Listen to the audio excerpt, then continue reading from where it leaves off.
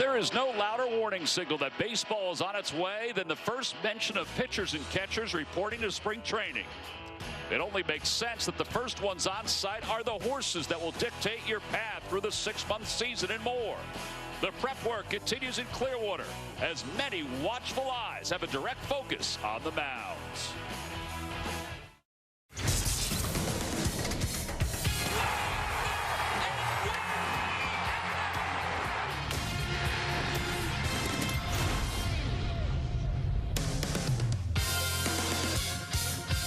You can spend your mornings on the Gulf Coast at Clearwater Beach, and then in the afternoons, head to Baycare Ballpark, where the Phillies get set to take on the New York Yankees. Alec Bohm back in the lineup. Odubel Herrera getting another start for the Phillies in spring training baseball. Adam Hazley, who hit a home run in his first game this spring. There he is. He'll get a chance to make a start in left field. This afternoon, Scott Kingery playing a little center field. It's the Yankees and the Phils from Baycare Ballpark. Hey, everybody, I'm Tom McCarthy along with Ruben Amaro Jr. We get a chance today to see one of the newest additions to the Phillies, a guy that's familiar to folks because he was so good with the Tampa Bay Rays, and that is Matt Moore getting his first start this spring. Yeah, Tom, and they really need him in Philadelphia. He stands to be the very first starter, left-handed starter, since 2016 when Adam Morgan was the guy. He's got great stuff, and he had a great start to his career. The left-hander has a tremendous fastball, very good changeup, and a big knuckle curve. You see him dealing here when he was in Tampa Bay early in his career. His rookie year and sophomore years were absolutely outstanding. He gets then traded to San Francisco and pitches pretty well in the playoffs there until he starts to really struggle. He bounces around, ends up with the Detroit Tigers, and in 2019 he hurts himself and loses that entire season. Tries to reestablish himself again in Japan. He signs there and actually got quite a bit of work done. And, you know, Caleb Cothran had a lot to say about how he's improved. Yeah, I think the obvious one is a left-handed starter. Just a guy throwing from the different side. Lefties, I think in our division, it's going to be important. And coming over from Japan, I think he had the ability to build a little bit bigger workload than we could here last season. So he's got some length. He's got the ability to throw some innings, and he really his changeup really improved. It became a really good weapon for him, and I'm really excited to get to know him. Still in that process, but you know, he's left-handed. He throws strikes. He has a really nice fastball, good breaking ball, and the changeup has taken a real step forward this past season. I think a lot of people are interested to see what the changeup for Matt Moore will do for him in 2021. Hey, the fans are back at Citizens Bank Park. That's great news. We'll talk about that and the game when we return to Clearwater. Phillies baseball is brought to you by the Toyota Camry, now with available all-wheel drive. Visit your local Tri-State Toyota dealer today. By Xfinity, the fastest internet in Philadelphia. By Citizens, official bank of the Phils. And by Independence Blue Cross. Learn more at ibx.com. Is the number. They're going to be in pods. We're working on the tickets right now. The season ticket office is contacting all of the season ticket holders right now. Full plans first, then partial. It's been 18 months since we've had fans. And so this is great for everybody. Great for the city, great for the fans, everything. It's up to us as fans to wear masks because, you know, the city is going to demand it. And so it's going to be, our employees are going to be continually asked and so forth. But, like, I don't want the fans to kind of screw this up and not wear the mask. Like, we need to wear masks. It is part of the protocol of the city, and they will hold us to it. They're going to do that, and hopefully everything will go smooth. And, you know, if they want to come to games, we're going to wear masks. It's almost kind of that simple. Phillies Executive Vice President Dave Buck yesterday at the ballpark. First of all, it was nice to see a press conference at the ballpark. That was pretty cool. And then Dave talking about the opportunity for fans, 8,800 to start, being at Citizens Bank Park. You can see a little more than 2,000 on hand in Clearwater at Baycare Ballpark. They just got a chance to see the anthem from Kimberly Conrad. And it was really great yesterday listening to Dave talk about the opportunity to have fans and the potential for that to keep growing even as the year goes on. So, as he said, you have to wear your mask for the city to make sure that they keep fans coming to the ballpark. It's just great to have people in the stands at all. I mean, you know, the players just don't, they're just not used to it. I mean, obviously last year was a different type of a year, but I'm sure they're excited to have the fans back and to have the juice flowing again. Take a look at the lineup for the Yankees today. Over from Tampa, brought to you by Xfinity, the fastest internet in Philadelphia. Mike Tauchman is leading it off in center field. So then you have Urshela, Vogt, and then Clint Frazier. Now these are guys that are, it's important to note, are going to be part of the Phillies, or part of the Yankees roster for the 2021 season. There is Matt Moore. Phillies hope that he can establish himself as a left-hander in this starting rotation. He said it was difficult to leave Japan because they were so good last year, but this was an opportunity, one of a handful of major league opportunities that he had, but he decided to take this one because the Phillies were the most competitive, he said, and ready to win. No question about it, and they really do need that help at the bottom of that rotation. Eflin threw really well the other day, and it's nice to see him get off to a good start. And it'll be really interesting to see who really lands and becomes that fourth and fifth starter here for this rotation. Yeah, because tomorrow we'll see Chase Anderson. Today we'll see Vince Velasquez behind Matt Moore. So those are guys that are competing right now for the spots in this rotation.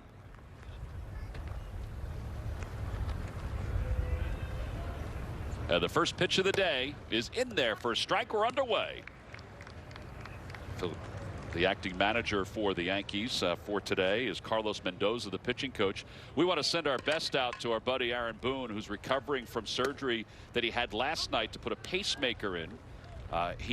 Watching the press conference yesterday, he was in great spirits. It was something I think that he knew that might come down the road, and we're just hoping that he is back in the dugout by next week, which is where they anticipated. Yeah, it's crazy to think about it. I remember when he was just a kid, 5, 6 years old, shagging balls out there at Veterans Stadium with Tuck McGraw and his brother Aaron, or excuse me, his brother Brett.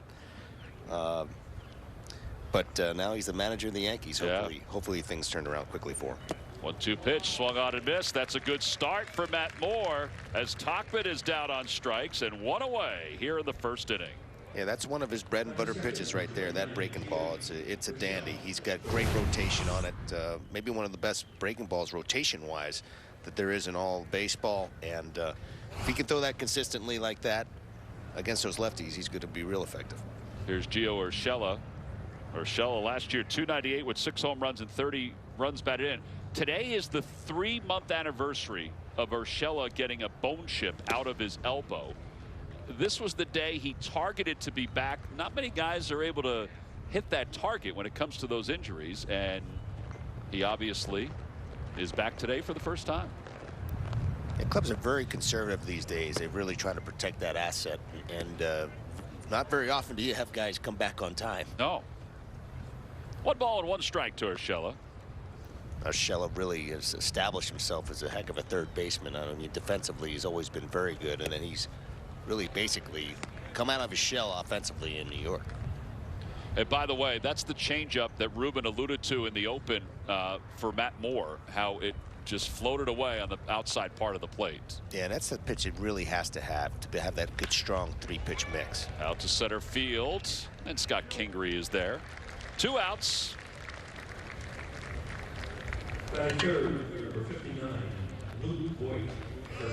I had a chance to talk to Jorge Velandia a little bit about how he's been throwing. I talked to him a day or so ago, and he's real impressed with that arm, and you know, he's been throwing pretty effectively. He's been outstanding in his bullpens.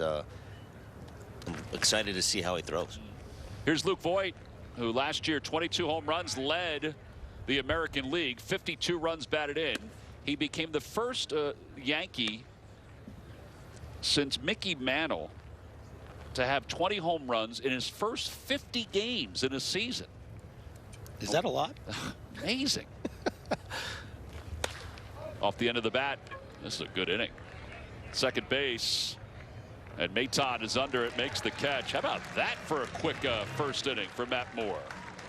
Scheduled to throw 2 today. He's on this pace, he can throw 7. Phillies coming up for the first time when we get back. For the first inning. Joe Girardi's team got a win yesterday. That was nice to see. Got also a great outing from Zach Eflin in yesterday's ball game. Let's look at his lineup for today, brought to you by Xfinity, the fastest internet in Philadelphia. Adam Hazley is in left field today. Rhys Hoskins, welcome back, Rhys Hoskins. His first start, DHing this afternoon. Scott Kingree's in center. Alec Boehm is over at third. Odubel Herrera is in right field. C.J. Chatham is at shortstop. Then you got Mathis, Maton, and Luke Williams. Williams is scheduled to play the whole game today and will switch over to third base at one point. And they're facing right-hander Davy Garcia. This young man's got some ability. He's not a big dude at all, but he has got a lively fastball and a really good breaking pitch, too. Wow, does he have a big arm? Yeah, he's a diminutive right-hander, but he's 93 to 97 with a big hammer curveball, power curveball, and he's got a little bit of a slider. It's not his best pitch. I think he's working on that third pitch, that changeup. It's really improved. But you know, they have big plans for this young man. I think he's going to be battling for one of the rotation spots with the Yanks as well. They've got a lot of depth in position player-wise, but they do have some pitching depth as well. Just 21 years old. He'll face Adam Hazley to start things off. Hayes last year did not have a home run in the abbreviated schedule and hit one in his first at bat the other day in Lakeland the opposite way. And the first pitch is fouled back. It's 0-1. And they've talked about him putting on a little extra muscle and adding a little bat speed to his, and flattening out his swing a little bit more so that he gets a little bit more airborne with his approach. But you know, he's in that middle of the battle, baby. Breaking ball, and it's no balls and 2 strikes. Yeah, Joe Girardi told us the other day, and he even reiterated this when we had a conference call with Dave Dombrowski and Sam Fuld, that the center fielders that are battling for those positions, you will see in other spots in the outfield. And today, Hazley's playing left field, and Odubel Herrera, who's also in that battle, is playing right field. Yeah, one of the difficulties in spring training is just getting reps and really getting your eyes on guys. And you know, you evaluate all spring long, but I think the most important time is the last couple of weeks when pitchers are really throwing the ball much better and they're much sharper. Urshela is able to throw out Hazley. I don't know if he's going to be able to use that bat again, Ruben. I think he got it off the end there a little bit. And here's Rhys Hoskins. How good is it to see Rhys Hoskins back after having surgery to that UCL, his non-throwing arm, and that's why he's got the pad on that elbow. Talked to Rhys the other day, and he said, I have a couple more hurdles to clear. The hope was the end of the week, and here we are, DHing today. Yeah, great to see him back in there again, and had a chance to talk to Joe Dillon about him, and he said he's picked up right after where he ended up last year. It's really nice to see Rhys utilize the entire field again. He was kind of a dead pull guy for quite some time, and he's using the entire field. He said his BPs have been just absolutely outstanding. Check swing. He went, says Phil Cuzzy. It's 0-2. This is what you learn about rehab. I thought it was funny the other day when Rhys was talking, and he said, yeah, I had to clear the hurdle of diving in the field. And I think everybody was kind of taken aback. So they were hitting him ground balls where he had to dive to make sure he could land on that elbow without any problems. So Larry Bowa was hitting him ground balls where he would get the uniform dirty. Yeah, you know, sometimes you see that base stealers, the guys who have broken their hands, you know, sliding in head first, that they have to, that's one of the last hurdles, you know, make sure that they feel comfortable being able to do those movements, you know, in game. Would never, ever have thought about Right. that. 0-2 to Rhys. A lot goes into this thing, getting people ready to play. Had a fastball at 94 miles an hour. That one had a little extra sauce on it, and there are 2 outs. Batting third, number 4, Scott Kingery. Yeah, this young man's he's only 5'9", but he can really bring it. Good life up into the zone right here, and a good 2-strike pitch. All right, so Garrett Cole, he's established, right, Ruben? Garrett Cole, he's there. He's okay. Kluber pitched really well yesterday for the Yankees. Then you got Tyone over from the Pirates, Montgomery, Garcia. You also have Schmidt, Herman, Chacin that could be in the mix for the Yankees. Yeah, they don't have a lot of. There are some question marks there with Kluber coming back from the injury, and it's not the dominant, you know, type of rotation that you typically see. So there are some question marks with. So these guys like David Garcia are going to have to step up and be, be effective for them. Kluber yesterday, 22 pitches, 15 strikes, 2 innings of work, 3 strikeouts. So he looked pretty good. If he's healthy, he was had one of the best sliders in all of baseball with Cleveland and was one of the best pitchers in baseball. 1 ball and 1 strike to Scott Kingery. Swing and a miss, 1-2. One of the residual effects of not having played a lot of baseball last year is that some guys, particularly pitchers, they can come back, take their time, get well rested. I guess there's a fine line between the work and rest, but some of these guys who are coming off injuries, it may have benefited some of them. 2-2 to Kingery. Speaking of injuries, last year he was stricken with COVID before summer camp began, and he just was never the same. This year he's come in lighter. He's not as bulked up as he was. He thinks that'll be an advantage. Hooks this one down the left field line. If it's fair, it's gone. It is gone. Just to the foot of Frenchie's Tiki Bar. That's a line drive, and that's what you like to see from Scott Kingery. And the Phillies jump out to a 1-0 lead. The good thing about this is it's a 2-strike changeup, and he stays on this thing and drives it out. You saw him shorten up on his bat a little bit, stays on this pitch, drifts back into the middle of the plate. I don't think that's where Garcia wanted it, but he smoked it. Really nice piece of hitting. Ball down and in. Almost a no stride right there with the 2-strike approach, and put a really good swing on it. So 1-0 Phillies as Bohm rolls over on 1, and Wade able to throw him out. Side is retired. Phillies, though, strike first. They get the home run from Kingery. 1-0 Phillies as we go to the second. After a quick top of the first inning, Matt Moore back to work. He'll face Clint Frazier as we begin the second. And a first pitch fastball. It's in there, 0-1. You'll see a lot of these names here. These guys can really swing the bat. They've got a lot of depth offensively, and you start talking about, we don't even have Stanton here. We don't have Judge. There's so many guys, so much depth that they have.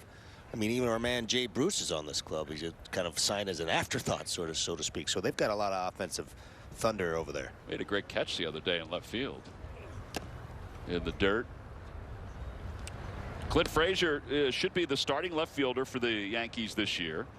Former first-round pick of the Indians, had 8 home runs, 26 runs batted in last year. I think this is a good test for Matt Moore right out of the gate to face at least the first 5 or 6 hitters in this Yankees lineup.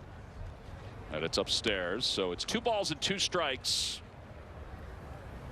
No, he's facing some really good right-handed hitters. I mean, you're talking about Urshela, Voit, Frazier, Andujar. They can swing the bat. And a called strike 3. 92 on that fastball. Really good pitch right here. And I think this is one of the things that he was working on when he was in Japan, is utilizing this glove side fastball, getting in on right-handers more consistently. That makes his breaking stuff, his changeup, so much more effective. And if he can do that consistently, he's going to have a lot of success. Yeah, he said that he and his wife made the decision to go to Japan as that ball is hit in the air to center field. Kingery ventures back. He's under it. And he makes the catch. He made the decision to go to Japan in November of 2019. So it was long before the pandemic. And he said the reason was he felt like going to Japan was his opportunity to get consistent work. And as it turned out, it was great foresight on his part because he got consistent work. And he also said that in Japan, a starter works every 6 days. So you have 1 start a week. So he knew coming back from the knee injury that part would help him just to kind of reestablish himself. Yeah, it completely makes sense. And you got to respect a man who has to go basically across the world to reestablish himself. And that's real interesting stuff. I mean, you have to respect that, and hopefully the Phillies will benefit from it. All right, if you like behind the home plate shots, Ruben, I know you do. It's called the All 9. This is what we're going to be showing for a little while because we're having some technical difficulties with some of the other cameras, but you can see the game. And the count is 1 ball and 1 strike to Higashioka. and a changeup outside, who last year established himself as Garrett Cole's personal catcher. Yeah, Higashioka is an outstanding defensive catcher. Starting to come onto his own a little bit offensively as well. 2-2. Kind of froze him on that changeup inside right there. So he's utilizing all his pitches, and that's exactly what you want to do, I think, and that's probably what he's been working on. Check swing. Did he go? No, this is Tom Hallion. He talked, and you know, Jake Arrieta spent a few years with the Phillies talking about this too, about tempo. But Matt Moore said that is what he needs from the get-go, is a certain tempo to his motion. And he felt like he had that all of last year in Japan, and a couple of close pitches, a couple of check swings. It looked like there could have been a strike both ways. Batting seventh, number 14, Tyler Wade, shortstop. Yeah, and one of the things that it's just like a hitter, you have to get your rhythm. You got to feel your rhythm, and that's one of the things that the pitchers are always working to get to while they're in spring training. There's a just like any golfer, you have to have this certain sort of rhythm when you're performing, and that's very true of pitching and hitting. Here's Tyler Wade with a runner at first base. And that one is bounced over the head of Luke Williams down the right field line. Phil Nevin is waving Higashioka home. The throw to the plate on one hop. He is out at home plate. Great catch and tag by Mathis, and a really good exchange on the cutoff to get the final out here in the second inning. Yeah, Tom, this is outstanding. Great job of fundamental baseball right there, all the way around.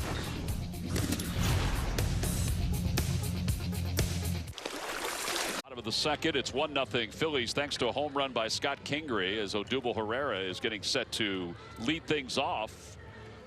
Let's take a look at that play. It was Odubel that started it. He read it well in the corner, and then watch the ball come flying out.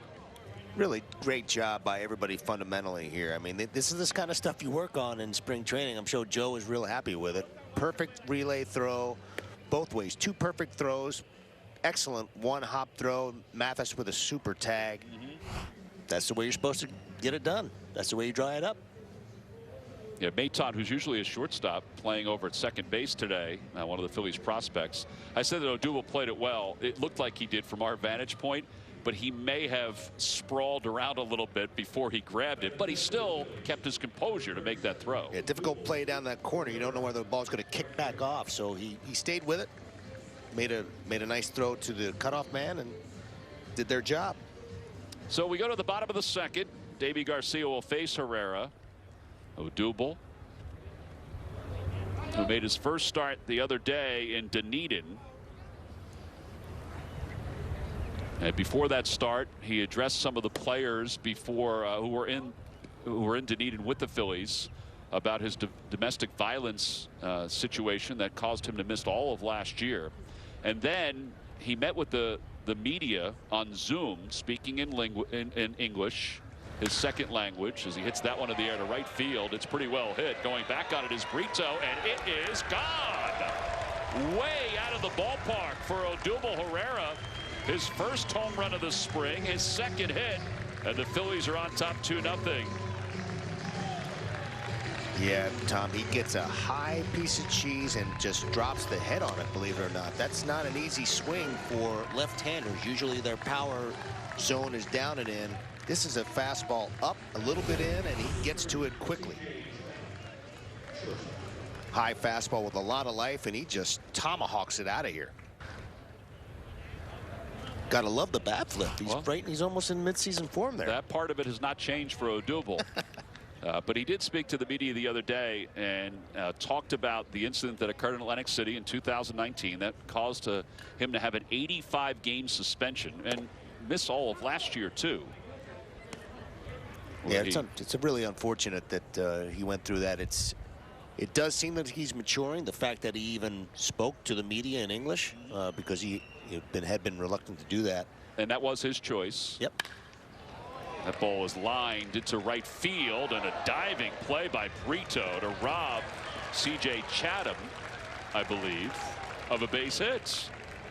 Chatham was looking around. Really nice piece of staying inside this ball right here. Nice line drive, easy stroke. Unfortunately, that's that's what happens in spring training. Hit it right on the nose. Sometimes that's the beauty of spring training. You hit a ball right on the screws and you don't get a hit. You don't even have to run the bases. Nice play by Brito. Sure was. And now Jeff Mathis, and he takes outside. What Odubel said the other day, just to kind of wrap that up, because we'll have plenty of time to talk about it as spring goes on, because he is going to compete for a roster spot for the Phillies.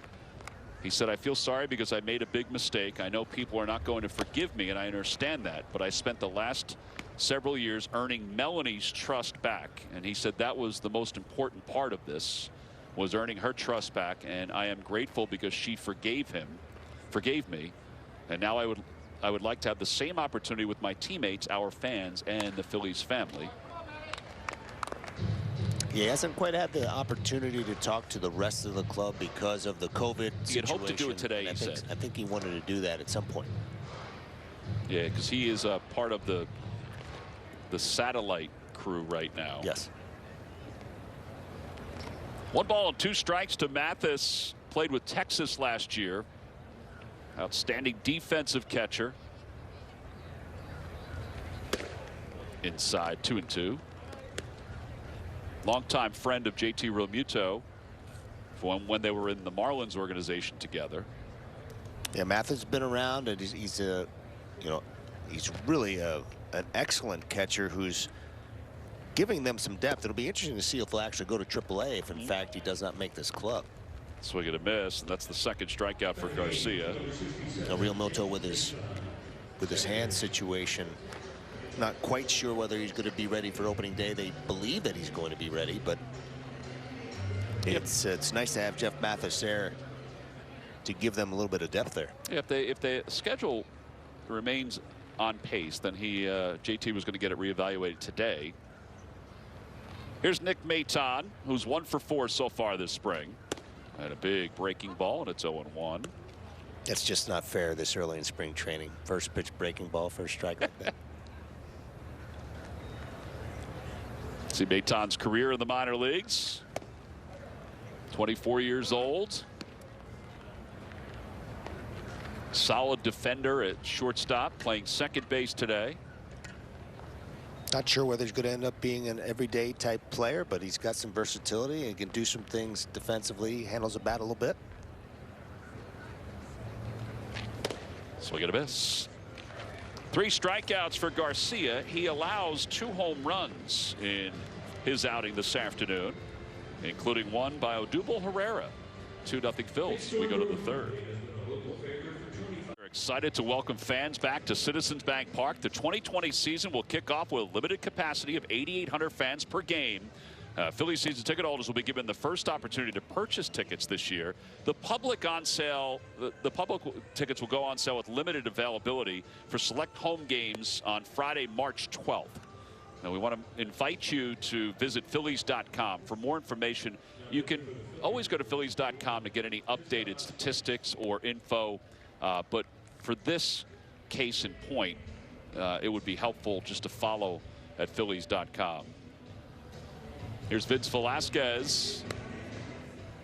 Last year, Vince 9 games, bullpen starter, 1-1. He is still battling for a starting role. A really big spring for him as well. I mean, this is his free agent year, so he's going to have to pitch well and to earn his spot. It sounds like if he does not make the rotation, he's got a pretty good chance of being in the pen, perhaps as a long guy, but I'm sure Vinny wants to try to establish himself as maybe one of the 4th or 5th starters. He'll face Socrates Brito, who last was in the big leagues with the Blue Jays in 19. Had a pitch on the outside corner, 0-1. Yeah, we asked Dave Dombrowski, in fact Larry Anderson asked him when we had our conference call about Vince and whether this was really his last chance, because he's been given so many opportunities. And Dave said, well, he's a free agent at the end of this year. He said so he'll dictate whether he's going to get an opportunity for an extended period of time this year. And it's true. This is the final year before the Phillies can just cut ties with him without any issues. Yeah, just by virtue of the fact of the rules. I mean, this is his final year and his free agent year, as I said. And it's never been about the arm strength for Vinny. We've talked about this many times. It's really about his consistency, being able to carve up the strike zone and do it on a consistent basis. How hard is it, Ruben, as because you have the ability to give the insight on this, for an executive in baseball to see his stuff every once in a while, stuff like that, 95-mile-an-hour fastball down in the zone, to give up on, let's say, a guy like Vince Velasquez? It is difficult, and I guess the numbers don't lie. Eventually, he throws an excellent fastball right here. If he can dot this spot right here on a consistent basis, he'll have a lot of success. A nice little movement to it at the end. Nice free and easy delivery. Good finish. But we'll see this in Vince, and he'll do that, for a few outings or a few batters, and then he'll revert back into using the middle of the strike zone, and that's where he gets himself in trouble. Chatham with a nice play to his left. But to answer your question, it is tough to give up on guys like that, but they dictate. They'll tell you exactly what kind of player they are by their performance, and it's a performance-oriented job when you're evaluating these players in the front office. And if the guy's not performing and you're trying to win baseball games, then you may not be around too long.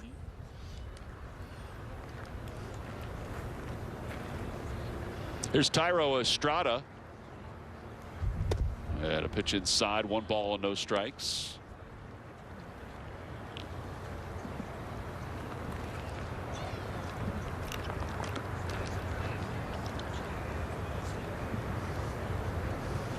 Excuse me, Tachman. Estrada just grounded out. Correct. I was looking at him thinking, boy, he looks a lot like the guy that led off the game.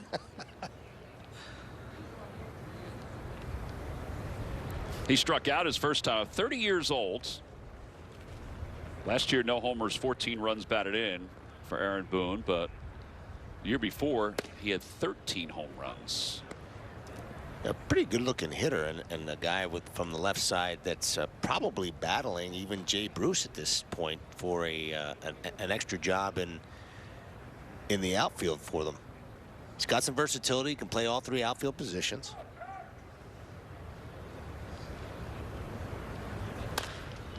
Pulls that one over to first, and an easy play for Luke Williams, and an easy inning for Vince Velasquez.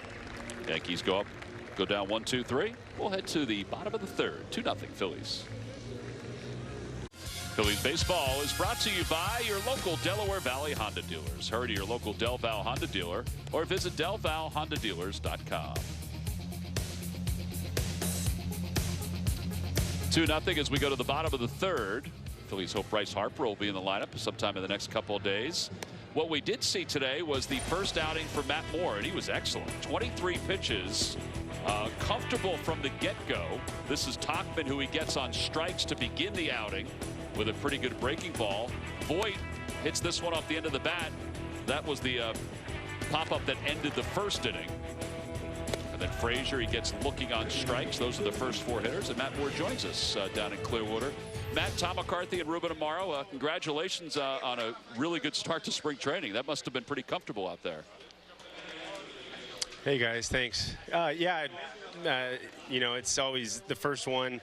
You're just trying to get back in the groove of it and trying to have baseball thoughts. And we had a beautiful day, and looking forward to watching the rest of this one. Hey Matt, it's Ruben Amaro. Welcome to the Phillies, and congrats on a great outing. Any jitters for you pitching with the new uniform? Not this week. I think last week I kind of got that out of the way. When you look down and you see a different color on your chest or on your cleats. But it's been great. I know a few guys here with Miller and Harper, and played against a lot of these guys and Didi and Kutch before. So it's nice to be on the same side. Oh, outstanding. What were you working on today? Anything in particular? Really, to be honest, I wanted to get ahead of guys. So it wasn't anything special. I'm throwing 3 pitches. Really, I just wanted to attack and not feel like I was getting behind guys. I just wanted to pitch from a position ahead of guys, and I think we did that today. Asher Wojciechowski just got a pop-up for the first out here in the 3rd. Matt, you talked about tempo and how important it is. Is that hard to find at the beginning of spring training? Sometimes, it depends on what's going on through your head. Right now my thoughts are pretty minimum. It's just a couple triggers, and so it's a little bit easier to have, find a good rhythm in the windup. And our catchers here are great, and it's been nice to get to know them and get more comfortable with them over the last couple weeks. Yeah, man, I think this is probably the first time you've engaged with Caleb Cotham.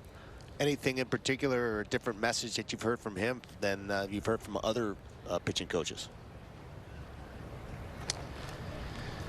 No, nothing really, crazy different. I think Caleb's got a pretty fresh perspective of what it's like to be a player. So, I'm sure over the course of the season, there will be differences, but, just in general, I think he's kind of taken the same approach most pitching coaches do, is you kind of want to let a guy work and, see the way he's working around the mound on his work days or game days.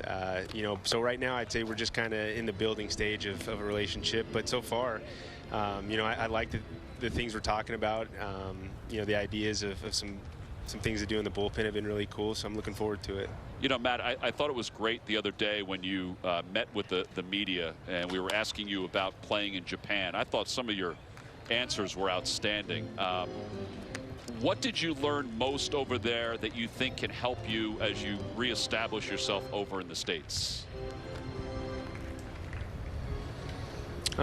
It's hard to pick one, but one thing that I did today, that I think maybe 2 years ago would have been a little different, is just getting comfortable throwing pitches in different counts. We all have tendencies and beliefs and things that biases off our own experience with the hitters in the box. So, I'm more comfortable throwing off-speed pitches, in certain counts. That's probably one of the biggest things that I picked up over there was just getting unique with the sequencing. Yeah, Matt, I got a chance to watch you pitch from the other side when I was coaching in Boston, and you had really, really great stuff when you were in Tampa Bay, and we're looking forward to watching you reestablish yourself here in Philadelphia. Thanks a lot. Yeah, I'm happy to be here and looking forward to getting the season going. Matt, thanks, buddy. We'll talk to you again at some point in the next couple weeks. Sure. Nice talking to you guys. All right. Matt Moore, who today 23 pitches in just 2 innings of work, threw a lot of strikes. What he said about throwing some of his secondary pitches in hitters counts, I think that's really interesting. The other thing he talked about is Rhys Hoskins smokes one to deep left center field. Tauchman going back toward the well, makes the catch, and the inning is over. Matt Moore also talked about fielding his position and how much he learned over there about fielding his position over here. That was a great sign on a sweet swing from Rhys Hoskins, even though it was an out. We'll go to the 4th. It's 2-0 Phillies. Get the latest stories, stats, videos, and more. All of your Phillies content in one place at bcsportsphiladelphia.com. Along with Ruben Amaro, I'm Tom McCarthy. Phillies are up 2-0. They got a couple home runs, almost had a third. Rhys Hoskins with a nice swing. Tauchman was able to track that down against Asher Wojciechowski. We go to the top of the 4th inning. Matt Moore was able to throw 2 scoreless innings for the Phillies. And now Vince Velasquez trying to do the same thing. He looked good in his first inning. Excellent. Moved the pitches around the strike zone, threw strikes, kept the ball down. Early contact. All good signs.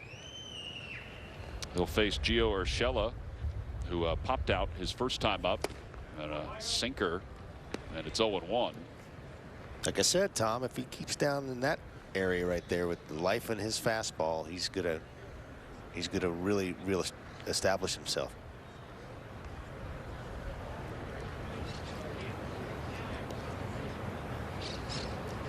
No balls and 1 strike. That out of play, and it's 0-2. I think what you mentioned before is that Velasquez, to earn a spot on this roster, it doesn't have to be as a starter. You know, Dave Dombrowski and Joe Girardi both let us know that it could be in the bullpen because the Phillies have Matt Moore, who pitched today, and also tomorrow Chase Anderson is scheduled to start. So they have veterans who they could use in the rotation in the number 4 and 5 spot if they want to. And then, of course, Spencer Howard. But there's some paint on the outside part of the plate. Second strikeout for Velasquez. Yeah, beautiful pitch in the outside part. He's using the inside part of the plate, the outside part of the plate, glove side, arm side. If he continues to do that, he's got a chance to really battle for one of these starting rotation spots.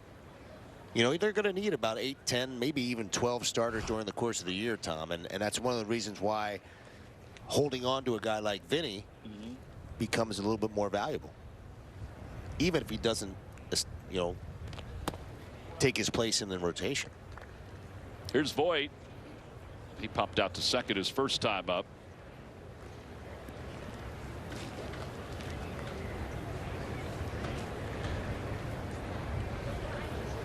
One ball and no strikes. And time is called.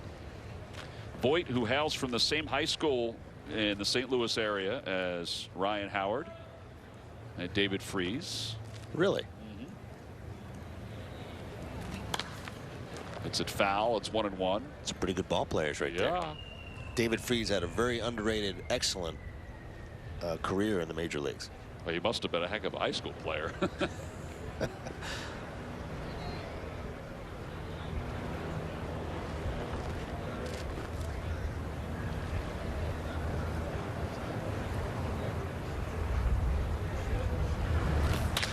Ground ball left side. And Chatham gobbles it up. 2 outs. Stream every regular season game live or on demand with MLB.tv online or on your favorite supported devices, as well as select spring training games. Blackouts and other restrictions do apply. Visit MLB.tv for details. Yeah, Vinny's really filling up the strike zone with his entire repertoire, which is a really good sign this early. Yeah, the fastball has ranged 91 to 94, but it's got really good movement on it.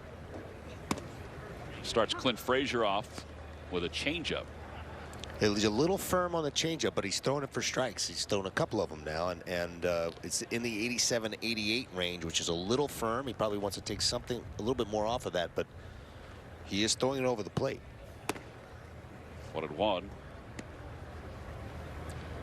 Mentioned that Frazier will be the everyday left fielder for the Yankees. They've got a plethora of outfielders, and the re-addition of Brett Gardner is going to help that bench as well. And the 1-1 outside, 2-1.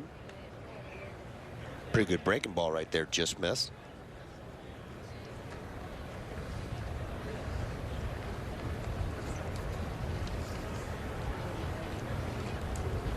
Yeah, they sure do have a lot of outfielders. Yeah. No question about that. They're chock full of those. Well, you figure with Frazier, Brett Gardner, Aaron Hicks, Aaron Judge, Giancarlo Stanton, most likely be the designated hitter, but still could play the outfield if need be. Tauchman, and the list goes on and on. Yeah, there's some talk. There was some talk about putting Miguel Andujar out there in the outfield as well. Wow, that was a nice pitch on the outside part of the plate. 3 strikeouts for Vince Velasquez. That's a solid 2 innings. Nothing across for the Yankees. We're on to the bottom of the 4th. 2-0 Phillies. Vince Velasquez outstanding today, following up Matt Moore, who was also solid for the Phillies. Velasquez had a nice tight fastball, 3 strikeouts, also got this ground ball. Nothing was hit on the barrel by the Yankees. In fact, there wasn't much hit at all by the Yankees. I mean, that's right there. That paint on the outside part of the plate. This pitch to Frazier. And Joe, we're setting you up beautifully with these highlights of Vince Velasquez, because you had 2 really good pitchers today so far. Yeah, we did, and it matched up what we did yesterday too, with Eflin and Nova. So you win with pitching. I mean, offense is great, and I love offense, and I love to, drop big numbers on the score. But you win with pitching, and this is what I love to see. Was more what you expected? Just the way I thought his tempo was really good. Yeah, and his fastball had some life to it too. I haven't seen him pitch in a couple of years, and it was really good to see. So I mean, he got up to 94 today. Vinny was up to 96. I mean, that's great. This time of year, that's really good. Yeah, nice to see Vinny filling up the strike zone today with pretty much all of his pitches. Yeah, he was ahead in the count, and then he made some, it looked like a 3-1 changeup to Frazier, and then he got him frozen with a fastball. So, Vinny, a solid outing, and we just continue to build off of all these. Yeah, and you mentioned make my job really, really hard. Yeah. Well, you mentioned Eflin. We didn't see the game yesterday. I listened to it, but the Tigers announcers were raving about his sinker yesterday. Well, everything yesterday, the way he threw the baseball. Yeah, his changeup was really good yesterday. He used his curveball, but his sinker was fantastic. He was locating it really well. And there's, I believe there's such a huge upside with F, and I think he really started to shine last year, and I think he's just going to move forward and even be better. Hey, Joe, you can almost see the confidence building every time he gets on the mound now. Oh, I think so. I think he understands who he is now. I think sometimes it takes a while for people to figure it out. His changeup has really developed to go along with the sinker, the curveball, and his slider, and he's got weapons, a lot of weapons. 2 balls and 2 strikes to Scott Kingery. All right, so you got a couple of homers today too. Kingery hit one of them on that changeup his first time up. That was a pretty nice sign that he was able to recognize with a very little stride in his offering. Yeah, that you can stay back and hit that. That means that I really believe that your approach is correct, that you're not so far out in front of it. So, Scotty is continuing, and this is really a good at bat too. I mean, I know it ends up in a pop-up that they may not catch. Yeah, I mean, this isn't easy. Is it really windy? Well, there you go, Joe. Wow, Nostradamus. Well, as we know, this sun in the sky today is not fun. Really? If I'm catching today, I'm pointing. I want no pop-ups today. 0. That's an awfully high sky right there. We're also showing the flags. The flags are moving pretty good too. Yeah, and it only takes a little bit of change to get out of the pocket of your glove, and that's how you miss it. Well, you got a base runner in scoring position. Alec Boehm is coming up. He grounded out his first time up. Joe, I asked you about Alec the other day after the postgame in Dunedin because I had seen the highlights of those defensive plays that he made. Really solid to be able to charge and barehand and throw on the run like he did the other day. Yeah, I think he's made a lot of improvement too. He went to his left. He ranged far to his left. A tough play to his right. I mean, they were testing him. There were a lot of toppers, and he got a speedy runner in the slow roller to him. So, God, I thought he played great. And I think about last year what he was able to do and how he responded. Defensively, he continued to get better. But these are the situations that he shined in. Runners in scoring position. Yes. Doing his job. He was great at it, and he understands how to hit the situations and the counts. And he's got himself in a really good spot. So I hope he knows that I've given him the green light. Well, Alex certainly he can probably hear me. He probably could hear you. Alec has a really advanced approach, and in this situation, would you rather have him drive the ball, or would you rather have him move the runner? No, I want him to try to drive the ball in the gaps. If you hit a sac fly to left center or right center, I'm good with it. But that's his approach, right? I mean, that's what he does. And I was asking him about it today, and he was talking about, when he went to Wichita State, he was a pole monster, and they had a hitting coach there that was really good. And I apologize, I don't recall his name, but talked to him about approach, and it changed his approach. And I said, man, you had a good hitting coach when you were young then, because you have a great approach. Yeah, that's certainly rare to have a guy go from being dead pull to being a guy. It's much easier to go the other way, right? Yes. Here's Odubel, who takes on the off the outside part of the plate. Joe, you had a great answer about Odubel the other day, where you referenced your conversation with Joe Torre And Odubel has come into camp in great shape, hit that home run before. And I think that's a good sign physically that he looks like he's in shape. But he had a conversation with the media the other day where I thought he handled himself extremely well, too. But I thought your comment and the advice you sought from Joe Torre was really good the other day. Yeah, I mean, you know, Joe and I talked about it because Joe has obviously lived it, and his foundation, Safe at Home, is all about that. And the first thing that you have to do is you have to make sure that the person understands what he did, and that, you know, they feel sorry about what they did. They're contrite. And you know that it's not acceptable, and I think that Odubel has really grown in these 2 years. And I didn't really know Odubel before, but from what everyone has talked about, he's reached out to the media, he's reached out to his teammates. He's been a model citizen. I hear people say that it's the best shape that he's been in years. So I think he knows that, you know, I really messed up and I got to do this right. You only get so many chances in life. Yep. And I think he's trying to take advantage of it. Yeah, Joe, I guess he addressed the club before the game the other day. Did he do the same? I know that he sounds remorseful, obviously, and no question about that. But has he addressed the rest of the club, I guess? He did. He did today. He addressed the rest of the club today because we could all get together. And you know, it was hard, and things move really fast, right? And he was great again today. So he's taken the necessary steps. And you know, we've talked about, you know, there are situations that happen in people's lives that they form opinion on, you know, how they are going to respond to what Odubel did. That's a good piece of hitting, too. Yeah, the other way. That's going to get a run home. Oh, no. Kingery actually had a hold up, so he's going to stop at third. Yeah, another really good piece. Another really good piece of hitting there. Breaking ball, he stayed back on. 2-strike situation. High, just too, it. right? Yep. And he didn't try to do too much. Nope. So, you know, so there's situations that happen in your life that help you form your opinions about certain things, right? So some people may never forgive Odubel. Some people might take longer than others. Some people, you know, are forgiving, and you got to prove yourself again to us, and you got to earn the trust of us back. So Odubel has to concentrate on being a better person every day, earning the trust of his teammates, the fans back, the organization, and most important, continuing to grow with his girlfriend. Yeah. As people. And I think he's taken the necessary steps, and he's really trying, and he's really remorseful about what happened.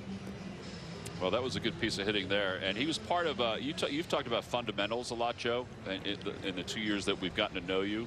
You had a fundamentally sound relay to the plate to get an out in that first inning. Was that something that you were happy to see? Well, what he did is he did a great job of cutting the ball off, and it looked like he ran into the wall pretty hard, and I was worried that, you know, that he maybe got hurt, but he slid in the rocks. There was no fear. You know, he sacrificed his body a little bit and cut the ball off, and that was the difference in the play. If the play gets to the corner past him, it's an easy run. And then they lined up the relay. You get a good throw by Maton. You know, he takes it and gets rid of it. Just a perfect play.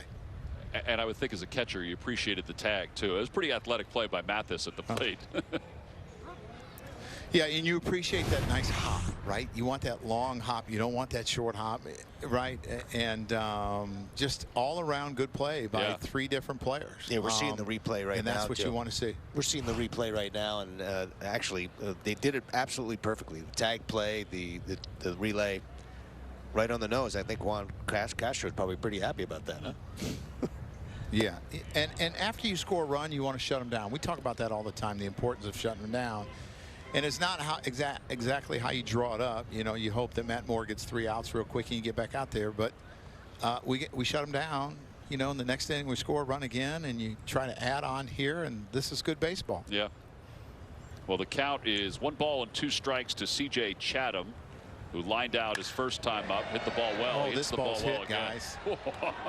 That's going to be a off the wall. I thought that was going to carry out. Oh, get back, Chatty. Oh, gosh. Fortunately, nobody's covering first. That's it looks like he's limping a little bit. Oh, was he really? Yeah, if I have to go out there, I'll come back to you. Okay. Well, Joe, people are probably going to ask why, indeed, that there's still bases loaded here and the other guy didn't score. Can you explain to them why, in a no-out situation, why it ended up as it did? Yeah, with nobody out, you know, Alex can't get caught in no man's land where he's not able to get the third if it's caught. So he has to kind of hang around the bag, go back to the bag and tag, and then, you know, Tauchman did a good job of getting the ball right back in. That's the difference. So, you know, the one thing that you don't want is you don't want, you know, him standing on second with one out. You want him to get the third because it allows for the sac fly or a lot of different things. So the Yankees played it very well, and I thought our base runners did a good job too. And Chatham looks like he's okay. I think he may have tweaked his ankle. He's limping a little bit. A little bit. Yeah. We're showing it to me. now. When he put the brakes on, that's where he may have turned it a little. So I've often wondered why more guys don't slide when they put the brakes on, right? Because that stops you, and then you can pop right back up and turn around. I just don't think it's instinctual, but I've always thought that's the best way to slow down. That's true. It's probably something that they haven't learned at any level, so it's tough for them to pick it up as they get into the professional ranks. It's also something right. that I think you have to have unbelievable instincts to do that. Mm-hmm. It's something you just don't work on. It's just something you just don't, you know, something that's not worked on. 1 ball and 1 strike to Mathis. It's inside 2-1. Joe, you talked a lot about situational hitting, and we've seen some really good situational hitting this year so far this spring. And just to see Chatham drive the ball to right center with the bases loaded, infield in, that's a really nice piece of hitting. And is that something that you and Joe Dillon have talked about a lot this spring? Yeah. You know, it's a lot of Joe Dillon, but I've always thought that with runners in scoring position, if you think about driving the ball to the middle of the field, right? If you're a little late on the fastball, you hit the right center gap. If you're a little early on a breaking ball, you got a chance to hit the left center gap.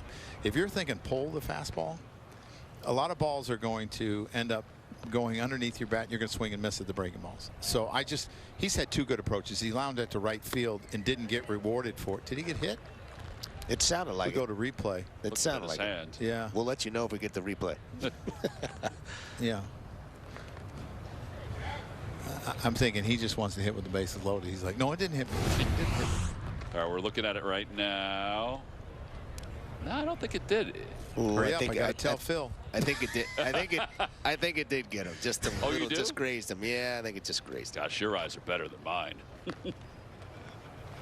He's got glasses on. Ex-hitter. 3-2 pitch. Swing and a miss. And 1 away with the runners at third, second, and first. And Nick Maton will come up. Maton is first Nick time had a up. nice game yesterday. Yeah. It's nice that you get a chance to look at those guys. Base. Yeah, this is great because these are the guys that are closest. You know, if somebody goes down, that we need to look and understand, you know, where they have success and where they don't. Made a great play at third base yesterday and had a hit. And I believe he ended up scoring a run. So just a really good day. What do you think his best position is, Joe? You know, I haven't seen him enough to make that opinion. I think he's versatile, though. You know, so I think he's one of those guys that could play all over the diamond.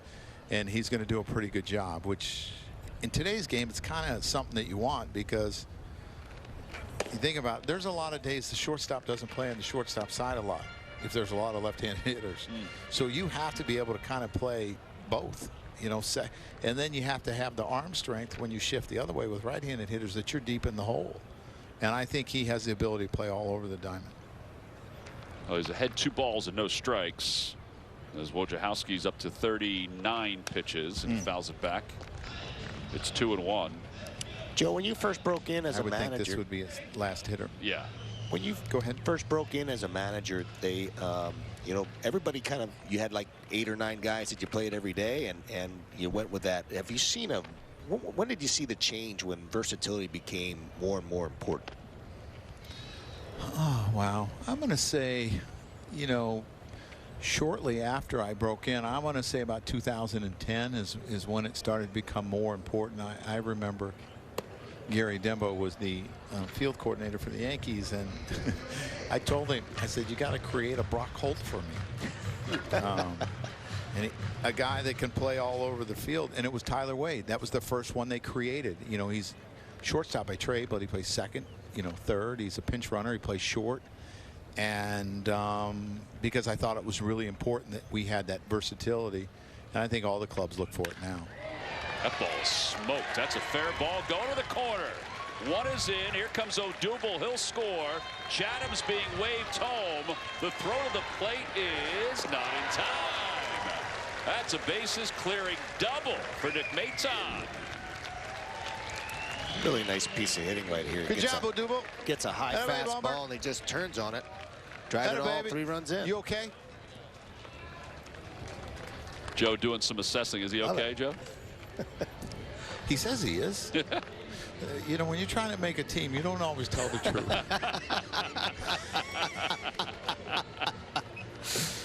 Been there. That was a beautiful swing by Maton. That's it for Wojciechowski. So he'll exit. Abreu's coming in, one of the Yankees' top 20 prospects. We're going to stay here during the pitching change. So Abreu will warm up. Where did we get to go? Yeah, really. You're soaking in the sun down there in Clearwater. We hit 50 You're yesterday. soaking in some probably. I heard that. Yeah. You know, some I don't know, maybe 80-watt, 100-watt light bulb. That's about right. 1, 2, 3, 4. Yeah. 3-way ball, maybe 150 and 50, 100, 150. I would think that it's closer to that. Yes. That's what Joe's or is looking it at. Fluorescence up above you? There are some of those. I guess the TV lights are considered fluorescent. You're no stranger to those. You know, you worn a lot of hats, Joe. Yeah. No. Yeah. Well, if you're in the managerial business, that happens. You got to wear some different hats because there's some breaks sometimes. Joe, not asked for, but they just happen. Are you out on the beach or are you inland? No, I'm close to the beach, but I'm not much of a go on the beach guy. I think I went once all of last year. I have yet to make it this year.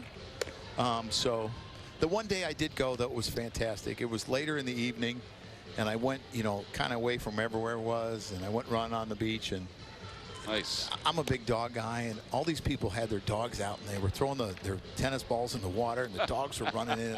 It was awesome. Sounds like heaven. It's pretty close to it. We are jealous here.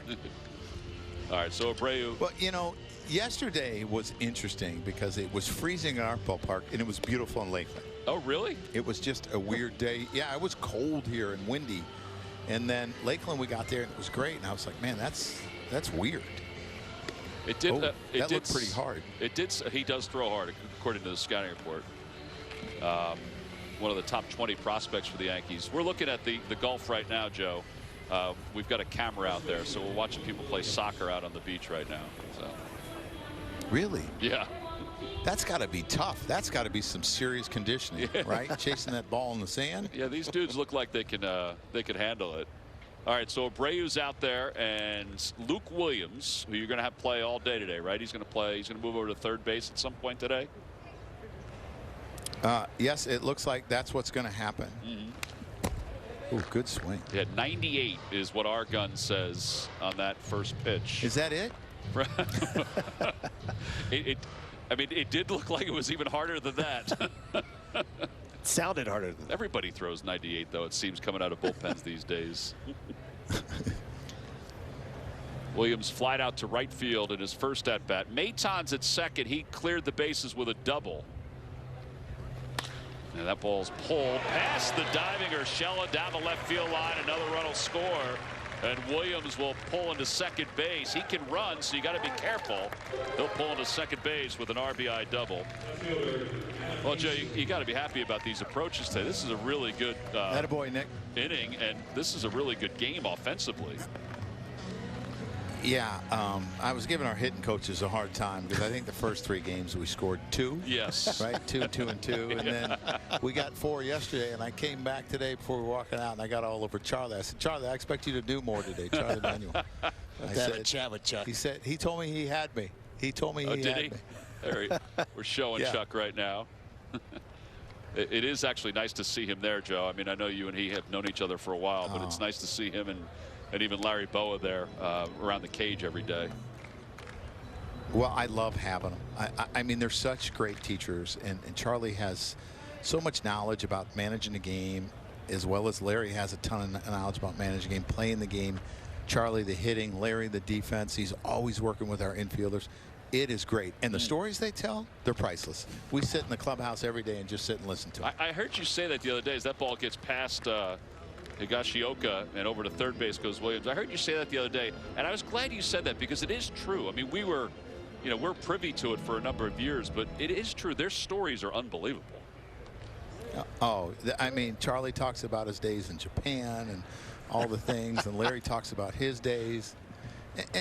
And you think about in Philly, these guys are legendary, right? So there's just the stories they have are just great to listen to.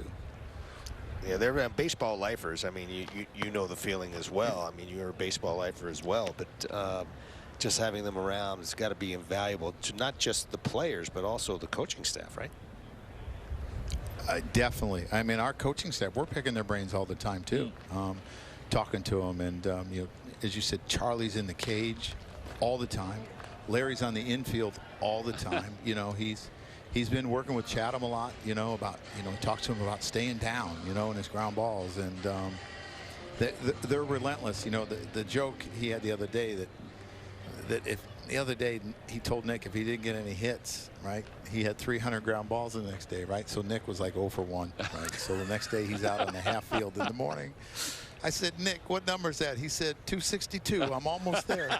That's so great. And he'll make you stay with it, too. He'll hold you accountable for it, too. That's right. Well, I will tell you that I have a and that's the great thing. Go ahead, Joe. That's the great thing is the accountability factor. They're going to make sure that you're doing your work all the time. Yeah. I did get a chance to talk to both those guys, both Charlie and Larry, and they said they've been having a blast down there. So it's sounds like it's a great atmosphere going on. Yes, it is great. And imagine how much the game has changed, right? 3-2 to the leadoff hitter. Yep. Right? You throw a 98, 99, you're going to try to drop a breaking ball off. I mean, back in the day, they would have been all over you, right? You throw 98, but guys hit it now. That's the amazing thing is guys are so used to seeing it now that now it's not such a big deal. Well, here's Hoskins with runners on first and third. And Joe, I don't know how you felt, but we were in awe of the swing Reese had his last time up when he lined out to the wall in left center field. I mean, just because of the injury, it was nice to see. Oh, if the wind's not blowing in, that ball's out. And the great thing about it is, Reese is like big brother to Scotty Kingery, right? And yes. Scotty's ball went out. Reese is like, I got a long ride home tonight. And then he was yelling at our strength coaches that the ball didn't go out. So, and I think that's the one of the most important things about the game is you got to have fun. Yes. Right? I mean, this game will eat you up if you don't have fun. These guys are all over each other. It's great. Well, because you're at the ballpark all day, you're around each other all day, so you got to make it. You got to make it that way. It's 99, 2-1. So Scotty's one up and him. Scotty's one up on him on the way home tonight. You're getting a look at Scott in center field a little bit too. I know that you said that he's part of that competition, but he also is going to play other places too. I thought his reactions I've always loved in center field, Kingery, and I thought today there were a couple baseballs where you saw that athleticism in those reactions. Yeah, I think he looks natural out there to me. I think he's really comfortable out there. And I think he reads the ball well. I think he goes and gets the ball well. And obviously we're going to see him tested more and more over time. But, I mean, he looks like a center fielder to me. I think in Arizona in his first year or so, I believe he might have been playing the outfield or did so in high school. And then he brought him. That's right. They brought him back into the infield. and he played more second base in Arizona before we drafted him, but always been a good athlete. Yeah, he's a really good athlete. He can run. You know, he gets good jumps on ball. He's got a good arm. You know, it's interesting. You know, I would watch him turn double plays last year, and I would say his turning of the double play was as quick as anyone around. So there's a lot of good things in there, you know. And the big thing is that he gets back to who he was offensively, and he becomes a force again. 3-2 to Reese. Runner goes from first. Pitches line to right center field. An RBI base hit. Hazley goes to third. Boy, that is really good to see. Yeah, that's one of the things. I mean, go ahead, Joe. 2 great at bats, right? Yeah. 2 great at bats, and I'm thinking Scotty's probably chalking that one up. Oh, nice punch and Judy. You know, Scotty's gonna, a little more ammo. Well, that was certainly one of the things that stood out to me at the end of the year last year is how much he was using that part of the field. Just a really nice piece of hitting. They're showing the replay here, Joe, and he just stays with the fastball, stays on it, tries not to do too much to it, and drives it to right field as a little kind of Alec Boehmish. Yeah, I mean, the thing is, right, all these guys provide the power for you if you get the barrel to it, right? And when you did that replay, I was kind of looking down, and I heard the sound of the bat, and I thought Scotty hit a ball. I kind of panicked, you know, thinking that I wasn't paying attention. I have definitely been there. So warn me first, right? Yeah, I have definitely been there where your head's turned and you hear the crack of the bat. All right, so 8-0. Oh. Watch that elbow. Well, we know that Reese can dive now. Thank goodness we were practicing it earlier, right? He's been doing his dives, right? But there was a pad there, right, before. There so was. The ground's a little different than the pad. Yeah, there was. Pulled foul. Every day, you know that? Happens every day. Guy hits a ball between his legs.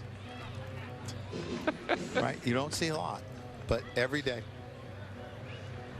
That's hysterical. 0-2 to Kingery. Kingery has scored twice today. He homered his first time, reached on the error his last time. Joe, we going 7 today?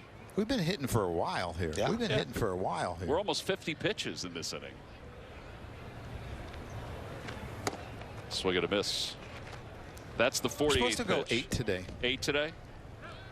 I love that we're switching it up. I wasn't going to ask you because I was going to just kind of go with it and see what happened, but since we had you, I figured I'd ask.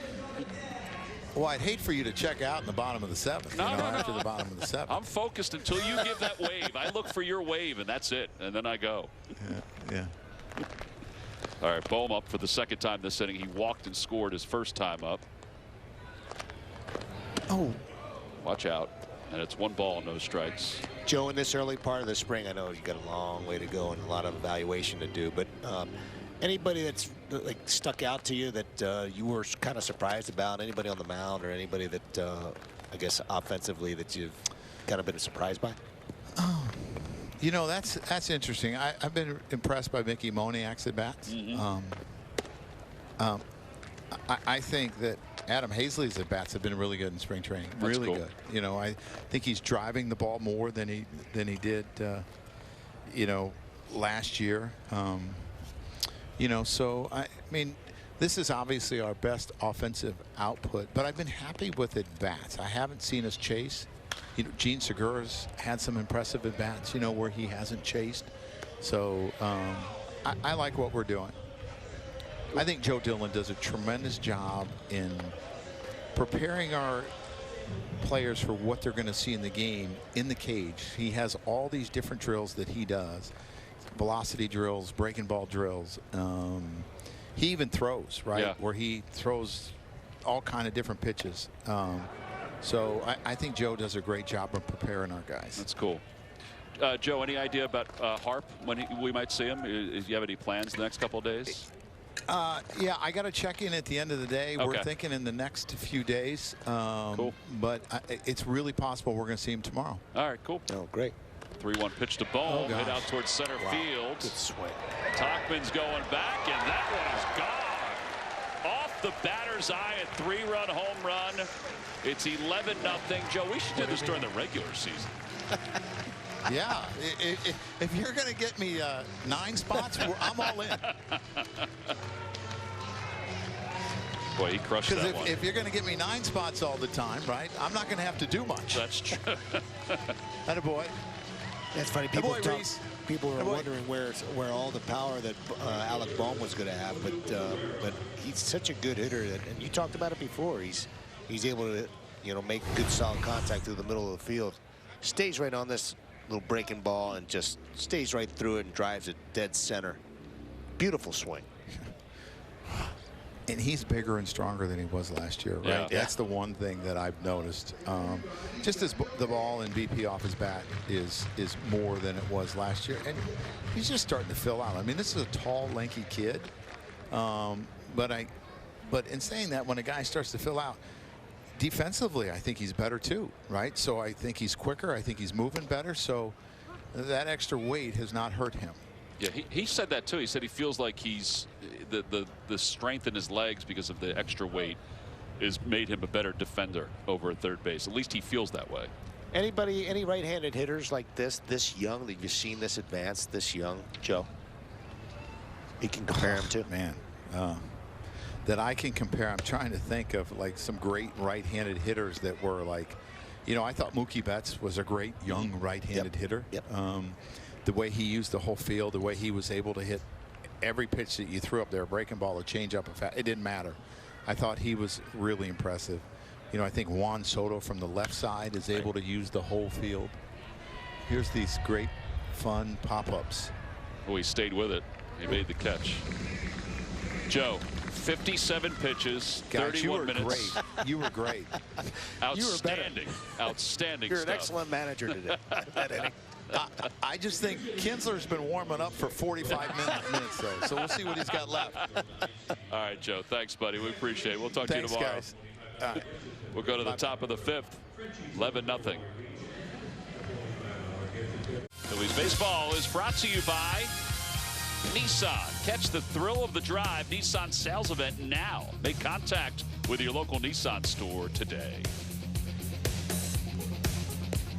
9 runs in the bottom of the 4th inning for the Phillies. They send 12 men to the plate. We're going to have to bring Joe on a little bit more often. Absolutely. Get that kind of output.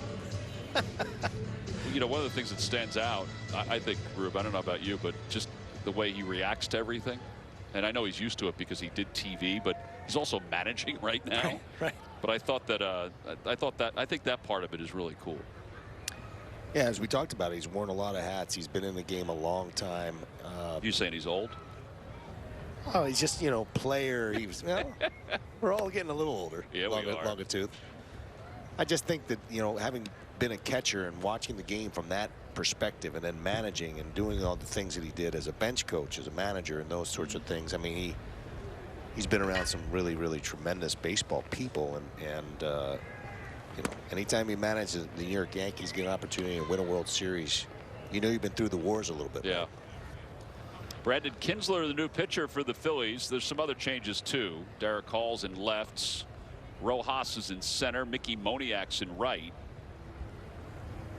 Duran is over at first, which means Williams moves over to third. And Miguel Andujar is the hitter for the Yankees. He's up for only the 2nd time today. It's because these guys have been dealing. Yeah, they have. Matt Moore, 2 innings scoreless. Vince Velasquez, 2 dominating innings. And Duhar sends one in the air to center field. And 1 out. Former MLB player and Phillies broadcaster Kevin Franzen, and he's also an Excel whiz, by the way, in the computer program in Excel, talks all things baseball on his popular podcast Pine Tar for Breakfast. No topics are off limits as Kevin takes a deep dive into the world of baseball with VIP guests, including current players, coaches, and alumni. Visit Phillies.com/podcast for details and tune-in information. He's cut down on my basketball prep time because he has taken my scorebook and made it into a computer program. Right. He's cut down on my basketball prep time by hours. He's helped me with all types of websites. I mean, he's well prepared. Hysterical.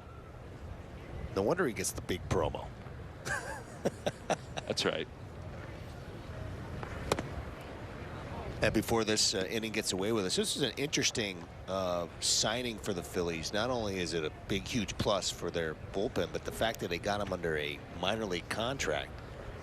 Does not have a major league contract. And the fact that Kinsler signed a minor league contract, he had a chance to sign a major league contract and did not. I think Bryce Harper had something to do with that too. Said hey to his buddy, hey, why don't you come join me in Philadelphia, which is good. No, it's great, and I guess it tells you a lot about the player, because he has a lot of confidence that regardless of what happens, he's gonna be making this team somehow. Really good changeup right there. He's that's one of those pitches that's become very popular and very effective. You never used to throw righty changeups, and that's been real effective. When you throw it in the inside part of the plate, hitters just do not recognize it very well because they react to the fastball inside, right? It's kind of what Matt Moore was saying. Now, he's obviously left-handed, but what he was saying about throwing his secondary pitches in more hitter counts where it's not expected, and against hitters that he would not normally do it against. Yeah, I was talking to George Volandi. He said that in one of his BP sessions, he threw a changeup to Bryce Harper and made him look not too good. He said he's pretty impressed by the fact that he was using it lefty on lefty even. 2 balls and 1 strike.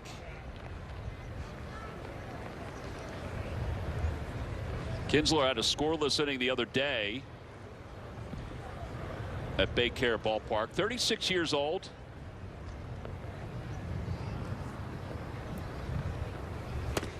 That is a good off-speed pitch. I think Dave Dombrowski did an excellent job of kind of retooling that bullpen with so many different veteran and to get veteran arms. I think it's that's crucial. I mean, you have your Connor Brogdons, and Neris has been around a little while. He's not an old guy by any means, but certainly having some veterans there who have been through the wars, that's pretty special. And there's an excellent fastball. He froze him on an inside part of the plate there after throwing some pretty darn good changeups. Phillies pitchers are racking up the strikeouts. That's 7 today. We go to the bottom of the 5th. It's 11-zip Phils. Time now for our Citizens Stats Leaders, brought to you by Citizens, the official bank of the Phils. Last year, the Yankees 33-27. 7 games behind the Rays. Rays won 40 games last year. How impressive was that? They were very impressive. Went on to the World Series. It's a heck of a division. It really is. It's an entertaining division. It's a grinder. That AL East is always a grind. It's like a knockdown, drag-out fight every single game. All right, so bottom of the 5th inning. It's 11-0 Phillies on top. Actually, the NL East may very well be like that this year as well. You know, we mentioned at the outset today that Aaron Boone, the manager of the Yankees, is not with them. He had a procedure yesterday to have a pacemaker put in, and this is the comment that he released, and we've been exchanging text messages with Aaron. He's doing great. He said, "My faith is strong and my spirits are high. I'm in a great frame of mind because I know I'm in good hands with the doctors and medical staff here. They are confident that today's surgery, which was yesterday, will allow me to resume all of my usual professional and personal activities and afford me a positive long-term health prognosis without having to change anything about my way of life." And you know, we've told Aaron this, and we said it earlier. We are so happy to hear that he's home, resting comfortably, and is hopefully going to be back with the Yankees very soon. Yeah, get well soon. I think he's listened to us, isn't he? He is. And he said he's critiquing us. He's critiquing you. He's not going to. C.J. Chatham is the hitter, and facing Lucas Litke. Got a chance to know Aaron for a long time. I obviously well wishes to him. He's pretty special family, but very special young man, and we hope he gets back on the field and doing his duties here as soon as possible. And I also appreciate the fact that he just helped me out with Lucas's last name. I appreciate that very much. Chatham, his last time up, reached on an RBI single off the wall in right center field.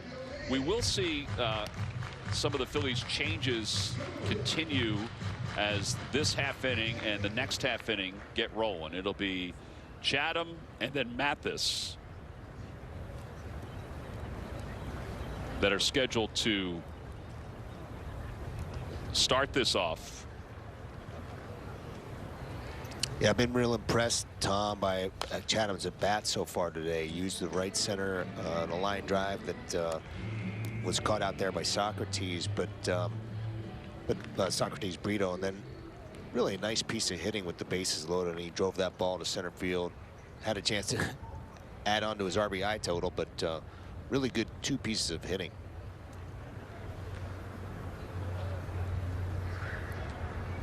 In fact, that's been going on the entire game for the Phillies. He was acquired by the Phillies for a player to be named later from the Boston Red Sox organization. He did not play last year, obviously, because of COVID. He didn't have anywhere to go, alternate site or anything like that. He'll be replaced at some point today by Luis Garcia, the slick fielding shortstop in the Phillies farm system. The payoff pitch to him. Swing and a miss. And 1 out.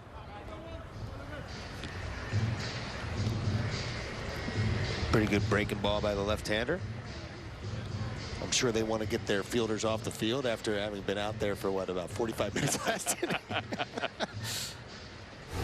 Here's this pitch. That's the old back knee breaking ball, or back ankle breaking ball. It's a tough one to pick up. So now Mathis. Mentioned that Mathis is friends with JT Realmuto. And a swing and a miss, and it's 0-1. JT said, first and foremost, Mathis is an amazing catcher, and I think we all would agree with that. I mean, he's been around for a long time, and defensively is outstanding. He works with the staff in an awesome way. He's the exact person you want in the role of being a backup catcher. He said it's impressive that he can be this way at 36. In fact, now 37. And he did say, he goes, I pick his brain as much as I can. He said he looks as good as he did when he was in his late 20s physically.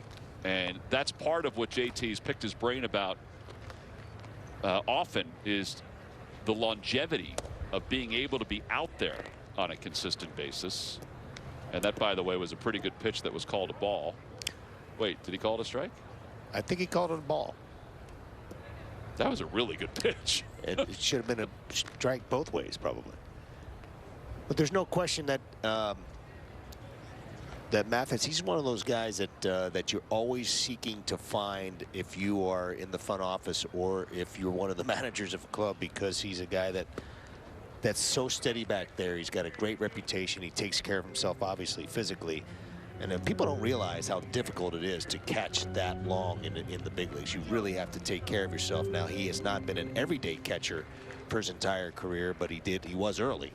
But for him to be able to stay in that kind of shape and to continue to perform at that level, it's not easy, particularly for that position. 3 balls and 1 strike to Mathis.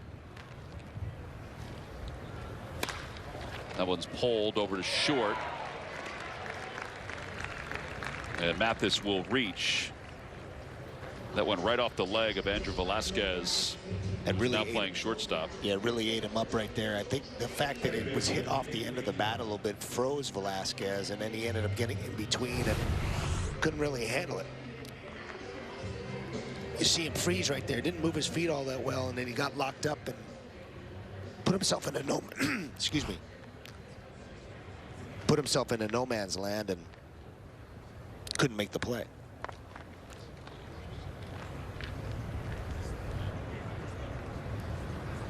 Maton swing and a miss at the first pitch.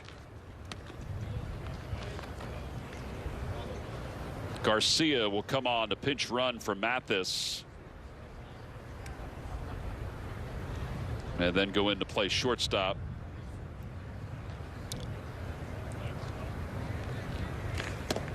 That's in there, and it's 0-2.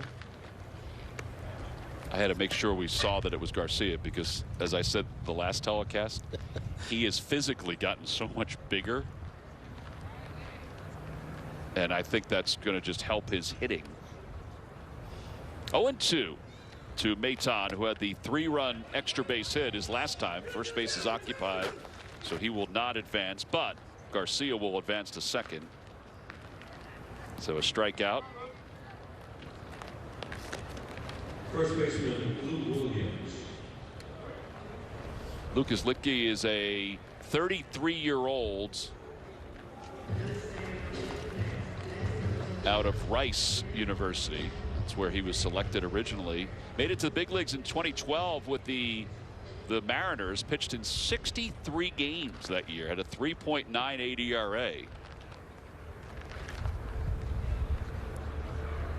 Originally taken by the White Sox and then taken again by the White Sox before eventually the Brewers selected him out of Rice, and that's where he eventually signed.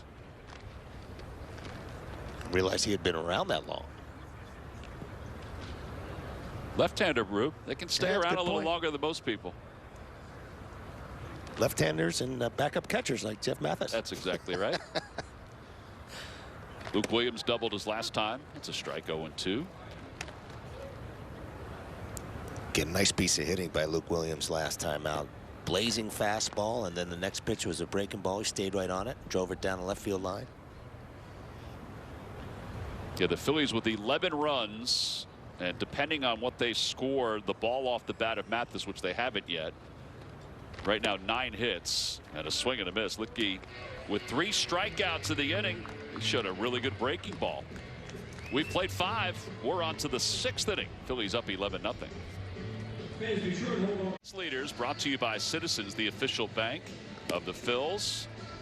And we'll get to that in a moment. But first, our All-Star Teacher Contest. 10 area teachers will be selected. You submit your nomination by 5 p.m. on March 19th. We said this the other day. That is going to be a tough competition this year. With the pandemic the last year, teachers were always our All-Stars. But man, oh man, have they taken it to another level. So make sure you go to Phillies.com. Submit your teacher All-Star nomination as soon as you can. Brian Mitchell is the new pitcher for the Phils. There's some changes the Phillies have. Cabral is catching.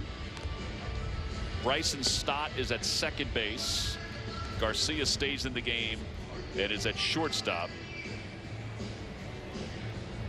And the Phillies fans, about a little more than 2,000 on hand at Baycare Ballpark, getting a chance to enjoy the sunshine. A little cooler there today. Game time temperature was 68 degrees. You're getting a chance to watch great baseball, great weather, and a barrage of offense. A barrage of offense. Barrage. Frenchies is open for business. I don't know if Greg West is performing afterward or not. All right, so here we go. Top of the 6th inning. And Socrates Brito will lead it off against Brian Mitchell, a former Yankee. He had a real nice outing his last time out. In fact, Joe was pretty impressed talking about that. Yep. Nice to see these guys continue to pitch. They've absolutely been lights out so far today. Inside, and it's 1 ball and 1 strike. Overall, the Phillies pitchers have 7 strikeouts today. In fact, Mitchell pitched for the Yankees when Joe Girardi was there. In fact, got into a game where he pitched and played first base because they were getting to a point in the game where they had to bring him back after playing first base. Little razzle dazzle there. Yeah. Is it Joe Madden-esque? Right? He dropped a foul pop, the first batter that was up. Rojas out in center field, guarding his eyes from the sun, makes the catch. Not a routine play right there. That's that high sky makes everything difficult in there. Keep track of your Phils all season with Phillies Talk Podcast. Listen online, on your phone, wherever you find your podcasts. Brought to you by Team Toyota.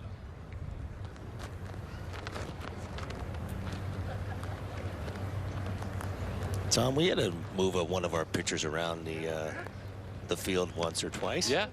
In fact, that was Roy Oswalt who they had to do that to, left field. Charlie had no choice but to do it because Ryan Howard was thrown out of a game for arguing with Scott Barry back in 2010.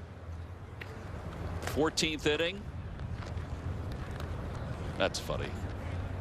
He even made a catch. Velasquez is played out in the outfield as Mitchell gets Estrada to strike out. And there are 2 outs. Nice combination. Really good breaking ball prior, and then he throws a high fastball. Prior to this pitch, he throws him a breaking ball, and he doesn't recognize it very well. Then he comes back with a live fastball up out of the zone for the swing and miss. Lots of strikeouts for the pitchers today. Yeah.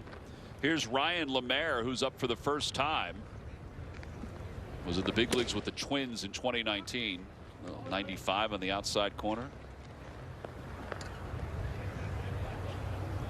Ryan seems to show up almost every year as an extra outfielder, getting an opportunity. He's a very good outfielder. He's one of those rare right-handed hitting, left-handed throwing outfielders with a triple plus arm. Oh, really? Oh, he's got an amazing arm. He was with Boston the 1 year I think I was coaching. That one's off the hands, looped out towards center. That'll drop in for a base hit.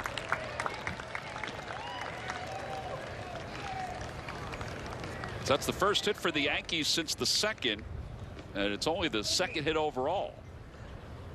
Yeah, as we said, I mean, the pitchers have just been outstanding, filling up the strike zone, getting swings and misses, setting up hitters really well. It's almost like they're in midseason form. We can move this game into April, we'll be fine. Seriously. Armando Alvarez has taken over at third base for Urshela. Swing and a miss. Joe mentioned before this game is scheduled to go 8 innings today.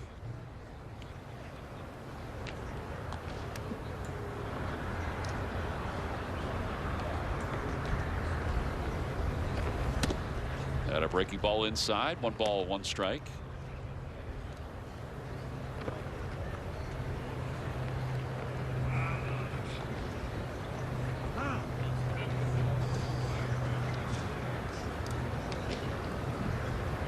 Alvarez, 26 years old.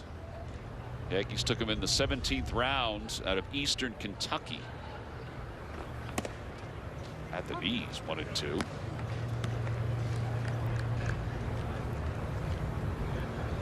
So one thing I've been real impressed by all day long is that they're not just the fact that they're throwing strikes, but where they're throwing strikes. Pretty good location today.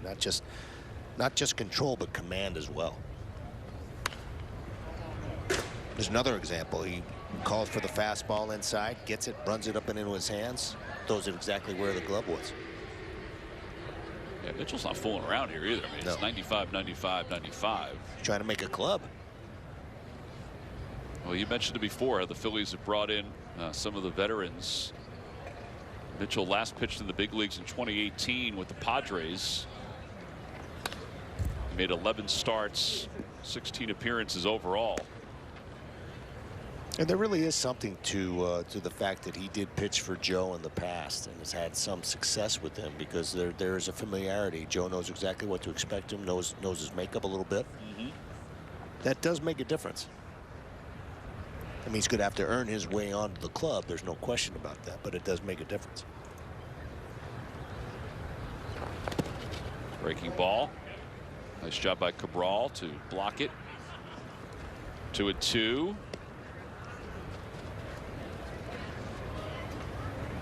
Catching depth has just evolved for the Phillies. And who knows how many will make it to the big leagues, but they have some depth and some solid receivers. Bob Stumpo, who handles the catchers, along with Dusty Wathan, said that Ernie Witt's done an unbelievable job. Ernie's the catching instructor for the Phillies, has done an unbelievable job of bringing these kids along from the farm system. Yeah, Ernie's obviously had a ton of experience. You know, long-time catcher in the major leagues in Toronto, and a coach there as well, I believe. And so, but he's been an instructor, and he loves his job. I mean, he's one of those guys that you know, some people will really want to be in the big leagues and be a big league coach, but I think he really enjoys developing young players, and he's done an outstanding job with some of these kids. I was talking to Bob the other day. We all know, I mean, everybody knows how much we love Bob Stumpo, Westchester's own. He said that with Ernie, he said developing them, teaching them the game, how to be a professional. He said these kids come up and go right into a big league spring training game, and they act and make it look like they've been doing it for some time. There's a lot to be said for that, because it's obviously the most, to me, is still the most important position on the field as far as position players are concerned. Yeah. And to get kids to buy into that part, the defensive part, is not easy, because everyone wants to be an offensive player. To have them buy into the importance of what it is to be a good defensive catcher. Well, he went around. Armando Alvarez did. And that'll be the second strikeout of the inning for Mitchell. Seems to be a recurring theme for the Phillies pitchers today. Time now for our Toyota turning points, and the turning points today have been the offense by the Phils. This is Chatham. This is a long single. He thought it was a double. He had to put the brakes on. That scored one. And then how about Maton ripping this one to right field? Williams pulls that one down the left field line. That's not it, though. Rhys Hoskins the other way. It's a great sign for a number of reasons. And now Bohm right to center field. All right, so you wonder about Bohm's power. There's his power. No Center question. of the diamond. No question, and that's the beauty of what he's got going on with his swing. He's able to drive the ball to all parts of the field, and his power will come. That what we call that man strength. It's going to be coming soon, and when it does, it's going to be lights out for a lot of pitchers in the National League.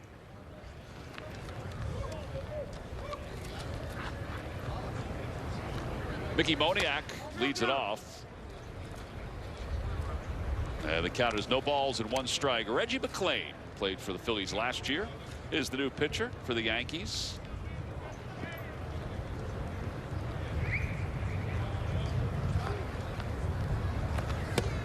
On the outside corner, 0-2.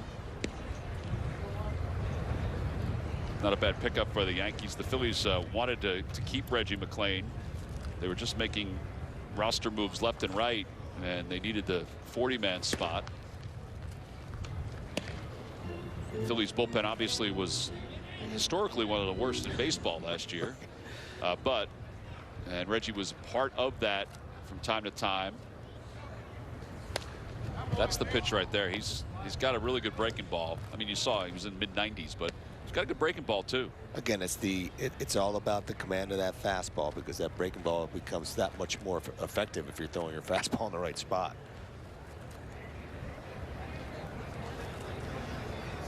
And they've been real impressed by what they've seen with Mickey Moniak this year, the way he's handled himself and how relaxed he's been.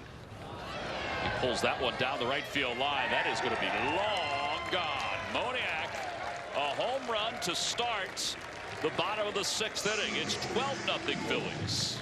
I got to tell you, this is an unbelievable piece of hitting. He was so short with his swing right here, and that's one of the things I think that has kind of catapulted him over the last year or so as far as his development is concerned. Really sure with a swing. Good, hard fastball inside, and he gets to it quickly. In a 2-strike situation, just short, quick, boom. Smokes that ball to right field and lets the wind do the rest of the work. Probably would have been out of anywhere. That was up on 19 almost. Huh? Got a chance to play in the big leagues last year. And Joe Girardi said that he's, a little calmer this year, and that's going to help him. Here is the multi-talented Christian Bethancourt. He can do it all. He can. Can catch. He can pitch. He's always had an unbelievable arm, and I guess he had an opportunity to get on the mound, I guess, with the Padres at some point. He did.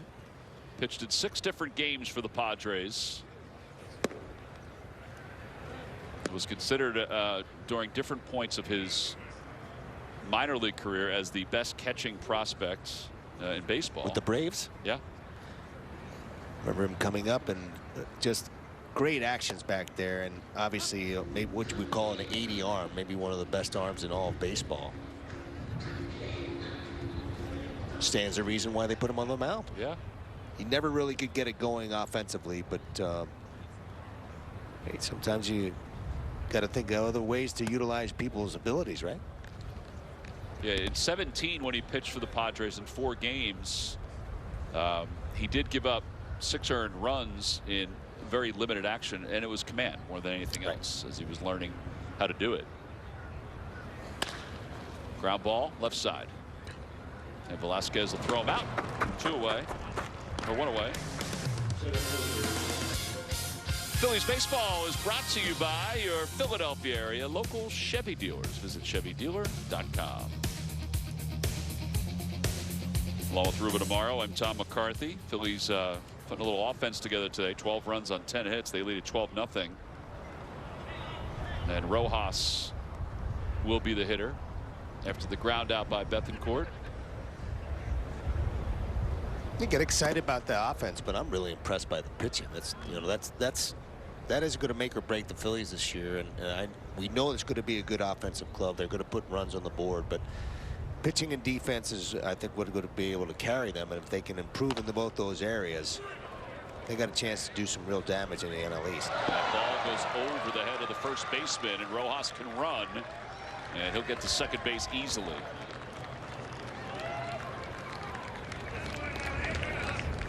Rojas, he strikes out on this pitch, but he busts it down the line, and catcher was kind of a little nonchalant to get there to make the throw, but didn't clear himself to get out into the playing field.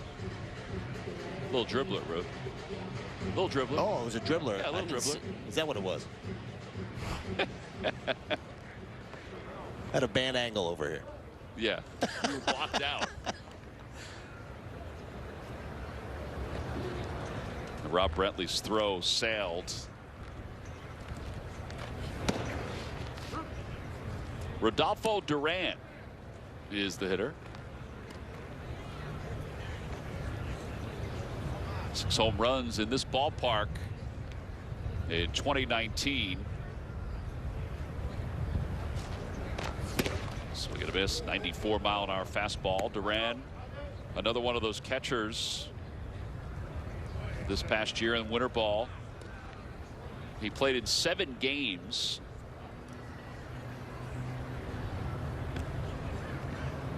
And as I said the other day, for all these players that got a chance to play winter ball, thank goodness, as he swings through that breaking ball just to get an extra, a few extra swings. No, it's just been so difficult. You have to feel for the young players in the game today who are playing professionally at the minor league level. They're just not getting an opportunity to get reps and to play. And you're certainly hopeful that, I know that they've pushed the AAA season back about a month now, but it sounds like they're going to start opening some things up, and we're all looking for some normalcy here. But certainly for these players, they're just not getting a chance to play and develop. They have to play. They absolutely have to play to get better.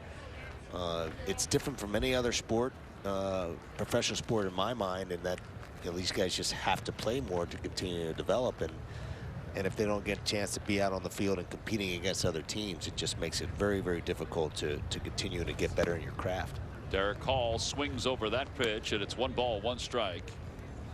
Hall has been over the last several years, one of the big home run hitting prospects in the Phillies organization. In 2019, he had 20 home runs for Reading in the Eastern League. He combined for 26 the year before. Playing a little outfield today, and he ripped that one out to right field, and a diving grab by Trey Ambergy, and the side is retired. Home run though by Moniak gives the Phils a 12-0 lead.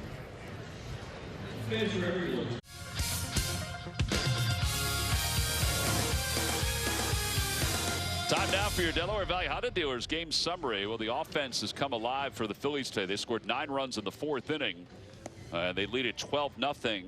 But their pitching has been excellent. How about that 4th inning? 6 hits, 9 runs, 12 batters. It had 57 pitches and lasted 31 minutes. That's some hitting right there. That's some hitting. Some barrel work. And for the Yankees, I know Davy Garcia gave up the home run, but I thought he looked really good. Litke had that great breaking ball for the Yankees. Offensively, though, they've managed only 2 hits today. And here is Ramon Russo, who we saw the other day in his second appearance this spring. And he'll face the Yankees here in the top of the 7th inning, a game that we're expected to have last 8 innings today. And Chris Gittens will be the hitter for the Yankees. He's playing first base now for New York.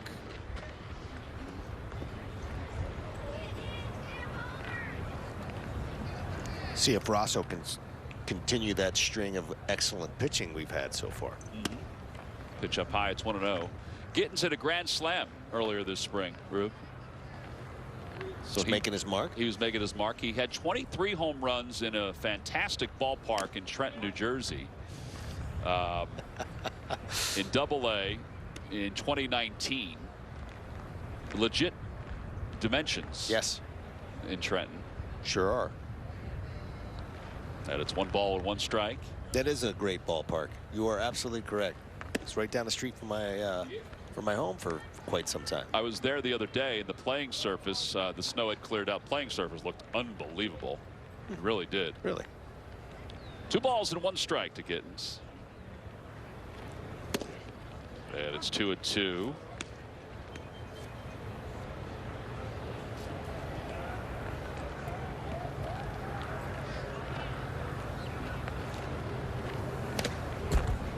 Gittens is 27 years old. The Yankees took him in the 12th round in 2014. If he keeps putting those numbers up, then he's going to get a chance. Well, I went back to look at, and they're fairly consistent. 21 home runs in Single-A, and he's down looking there. And then it dipped a little bit the next year in 2017, but then up to 23 in 2019. And now Thomas Malone for the Yankees. That's a good pitch. Again, looked like he's probably looking for the local. Got the express there, but yeah, it's nice to see these guys continue to fill up the strike zone. Malone's playing left field for the Yankees, and he takes just below the knees. But I think if you're the Phillies, you look at that pitch, Ruben, 95. That's where you would love to see Rosso, even though it's called a ball, but live in that area right there. Absolutely, down in the zone. There's been so much talk about pitching up in the zone and above the bat path that I think you have to use all the quadrants, right? You have to be able to use, you know, glove side, arm side. You have to be able to throw the ball at the top of the zone and work to the bottom of the zone, particularly if you're a sinker type pitcher. But sometimes they're making even sinker pitchers try to throw the ball up in the zone. Yeah. So Bryson Stott make that play. Phillies' former #1 pick, playing second base for the 2nd time.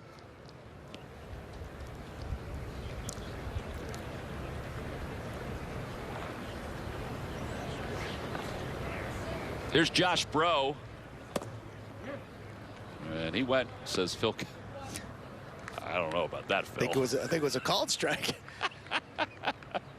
Kind of impressive low life right there. In fact, that ball looked like it even cut a little bit down in the zone. What did he say the other day? He said it's natural. It's not like he's trying. It's a 4-seamer that is naturally cutting. Nothing wrong with that. No, if you can handle it. Yankees took Bro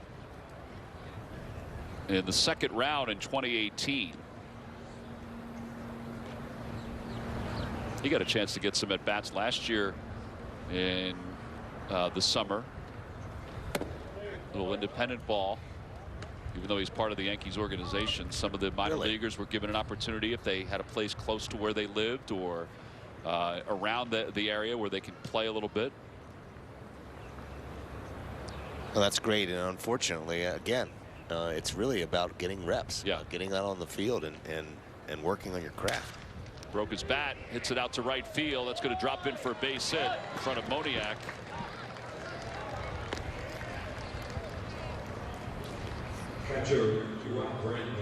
Get geared up for the 2021 season. It's time now for the New Era Phillies Team Store bundle. It's valued over $120. Purchase your bundle exclusively at the New Era Phillies Team Store or at phillies.com/New Era for more information. The bundle, it's $60. You get an adjustable cap, a Phillies tee, scoreboard, socks, and much, much more. There's former Phil, Rob Brantley. And he takes upstairs. Former Phil, former Marlin. Yeah. Maybe former Padre. I'm not sure about that. Oh, now you're testing. He's bounced around quite a bit.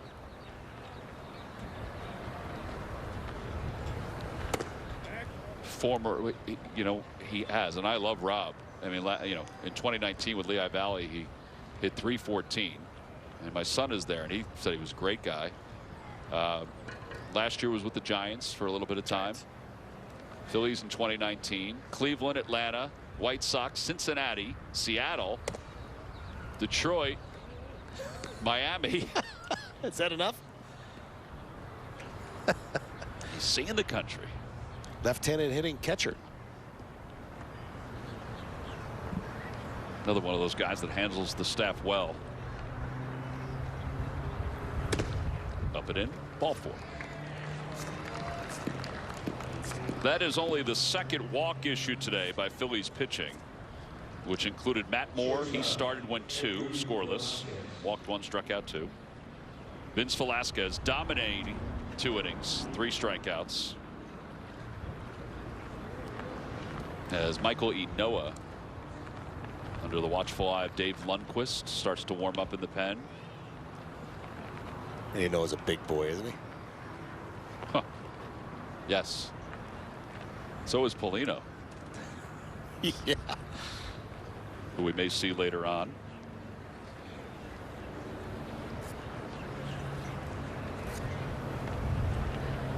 If you see Rosso's delivery here, some of the problems that he has what they call a wrap and in the back there. It sometimes takes a little bit longer for those pitchers to get themselves timing wise back to where they get the ball out front consistently with a consistent arm path. So that's the challenge that he's going to have with that little wrap back there, to be able to throw more consistent strikes. Takes a little bit more time for his wrist to get it back into position so that he can get himself into the right spot when he makes his release. Let's take a look. With the little wrap and the curl in the back, you can see it a little bit there, but it's even better shot sometimes, even from center field.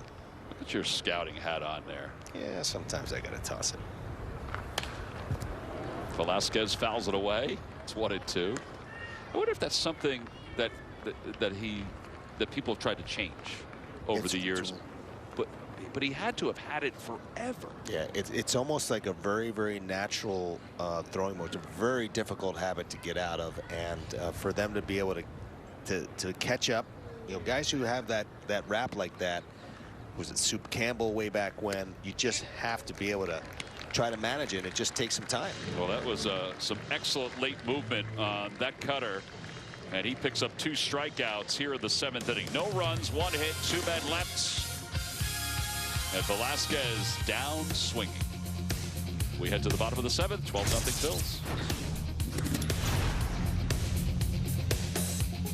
Hi. All of our friends, like all of us. You're coming. The boys. We're going to Monaco. I'm RSVPing, yes. we're going to Monaco, and we're going to be on a ship. We're not even going to be on a boat. We're going to be on a ship. I mean, he's on the fence. He's on the wait list.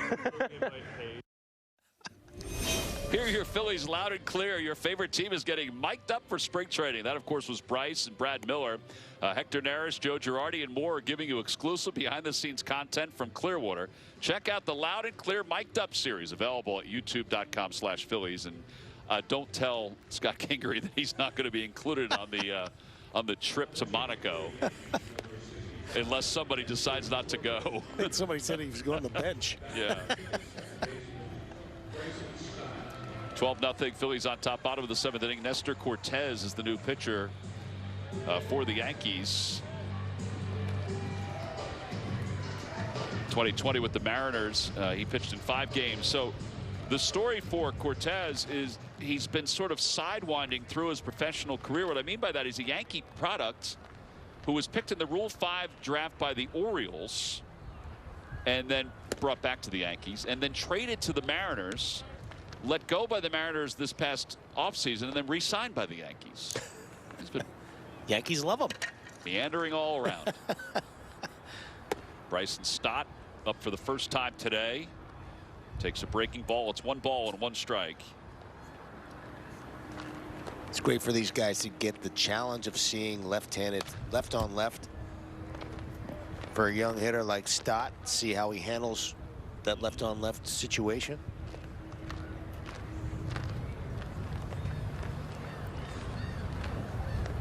Well documented. He's rooming with Bryce, right? He is. It's his roomie. Nice to have somebody take you under your wing. He's down looking on strikes. He spends time during the offseason with Bryce. They've all attached Ohio State as their favorite football team because Kayla, Bryce's wife, went to Ohio State. So they could watch some football over the weekends together. Not a bad buddy to have. No, not at all. Bryce was asked, "Wait, is there a curfew?" And he just started laughing. He goes, "No curfew." Think Bryce is picking up any of those tabs? I would think he is. Here's Garcia up for the first time. He came on a pinch run for Mathis back in the 5th inning. And it's 2 balls and no strikes. Those are Garcia's numbers in Lakewood. Got better as the year went on. Magician with the glove, a lot of people feel. He really has filled out from last year. Yeah, he looks big time. Looks like a totally different human being. Larry Bowa loves him, though. He loves his defense. At the knees, 2-2.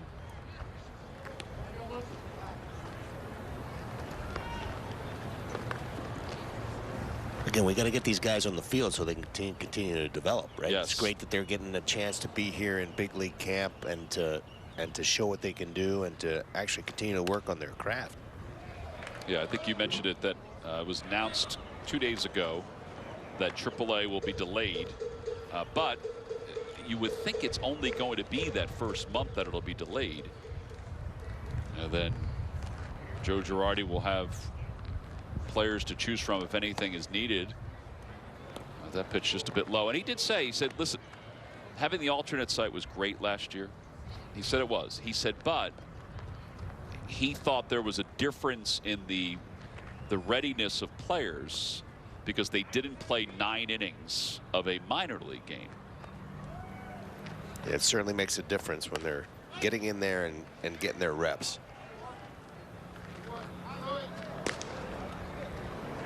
Three and 2 to Garcia. And the intensity at the major league level, even though there weren't fans at the major league level last year, you know, there's still the intensity is there. It's palpable. Oh, yeah, there's definitely a difference. Ball 4, Garcia walks.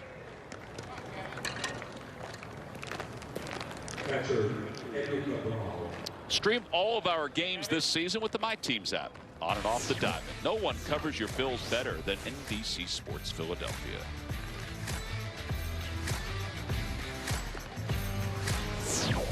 I kind of like to see this guy run, but it's not going to happen with a 12-0 lead. Probably not, no.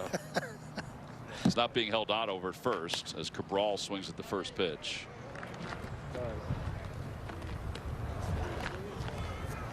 No balls and 1 strike. Nice little bat by Garcia, laying off that pitch down and off to down and away. Yeah, with 2 strikes. 0-2.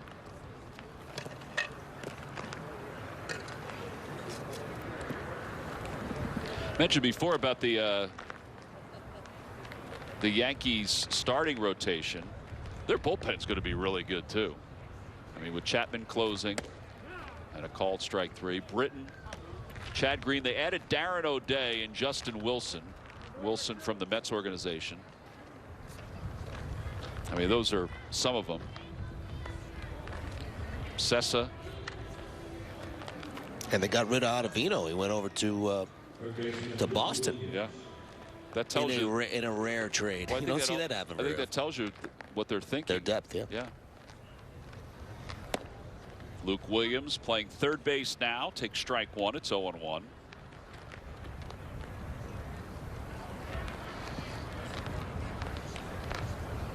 Enoa was warming up before. Looks like he's still there. 1-1.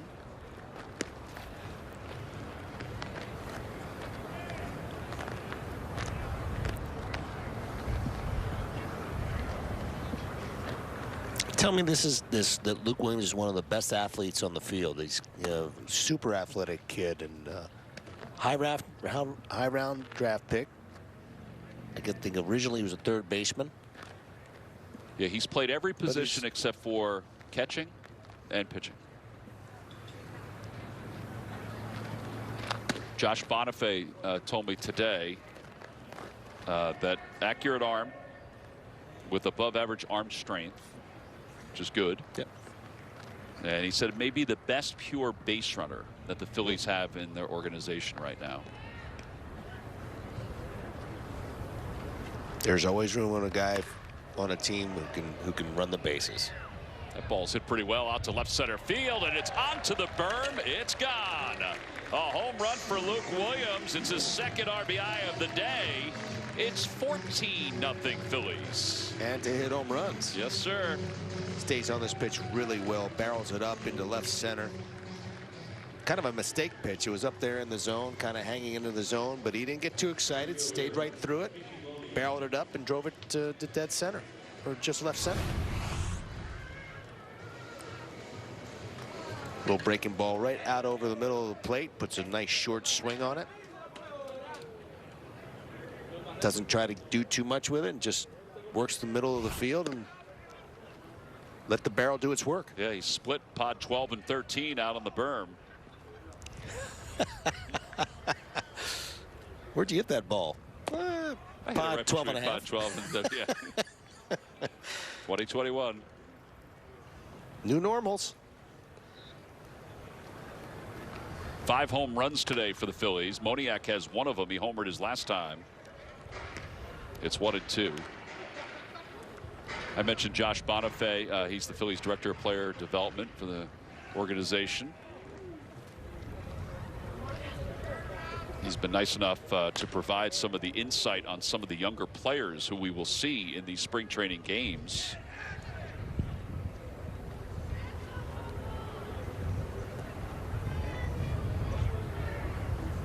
Really like the way Moniak is pulling his hands inside on the inside pitch. That's really short. I had not seen that in the past with him.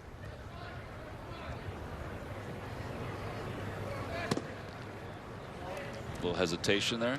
Yeah, I think he's trying to pull a little veteran razzle dazzle on him. Little Oliver Perez.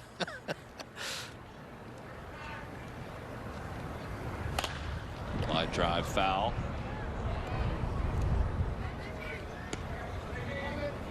Yeah, Joe talked about him, looking more comfortable and less excited at the plate. And you can, I mean, it's real. There's no question about it. There are times when you can just start to feel comfortable in the box. Oh, that ball's hit well out to right field. He's going to have his second home run of the day. And that one might be longer than the first one. It left every bit of this ballpark. Back-to-back home runs for the Phillies. 15-0. Pretty darn impressive. I think it was an off-speed pitch that was down. He stayed on it. Another 2 strikes. Very good 2-strike swing. Barreled it up again and drove it out to right. Nice job of keeping his hands back and keeping his body under control and just let the hands work. 15 runs, 12 hits, 6 home runs, 2 by Moniak. Against a left-hander, no less. No balls and 1 strike to Bethancourt. That one hit back toward the middle. Perfectly placed. And the side is retired. Well, Joe Girardi is hoping his offense will have these kind of days often in 2021. Connect, engage, and keep up with the Phils when you follow @Phillies on all social media platforms. From Twitter to TikTok, Facebook, and Instagram, @Phillies has a little something for everyone. Get up close and personal with the team and players with fun, original content you won't find anywhere else. Follow @the Phillies today. Joe Girardi, Phil Cuzzi are probably discussing how much farther we'll go in the game. Joe said we'll go 8, but you wonder if we're going to go to the bottom of the 8th or not, or just the top of the 8th. So Joe and Phil talked between innings. Phil Nevin joined into the conversation as well, the Yankees third base coach. Saw his son the other day. Did he just flex for Joe? Yeah, I think he did. He's just trying to throw his weight around a little bit there. We're talking about how the Phillies offense has managed 12 hits today and 15 runs. Michael Inoa is the new pitcher for the Phils. He pitched the other day.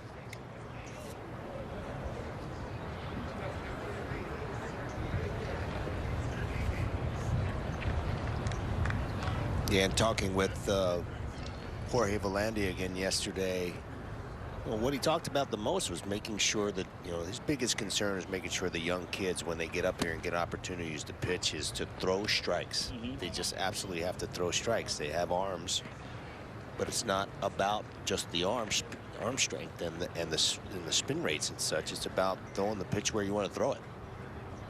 That's Gomez warming up Ruben in the bullpen for the Yankees. Now, he was scheduled to pitch today, so we might see the bottom of the 8th inning. Yep.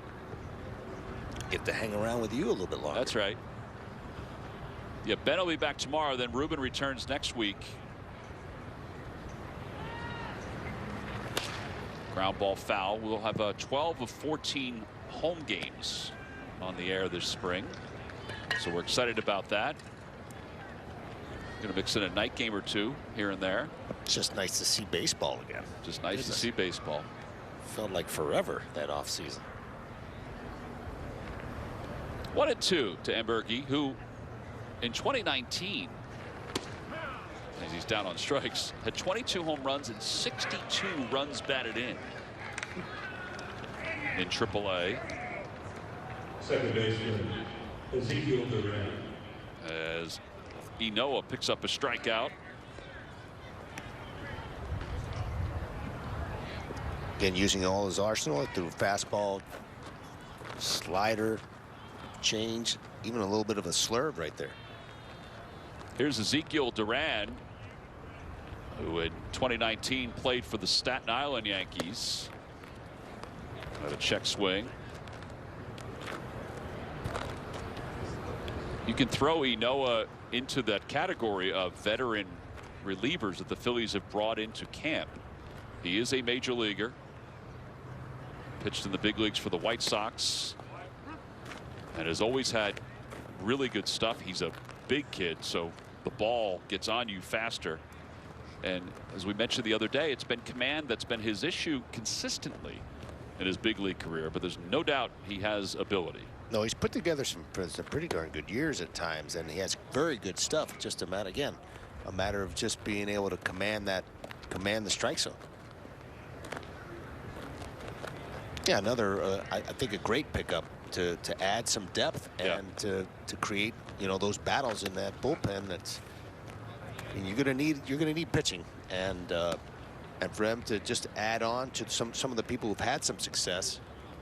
Perhaps they can continue to catch lightning in a bottle here. Yeah, with an ERA over 7 a season ago, you knew the Phillies would revamp the pen, and they certainly did that.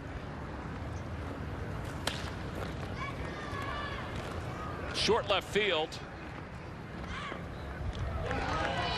And there are 2 outs. Center fielder, Ryan Lamar. And that'll bring Ryan Lamar to the plate.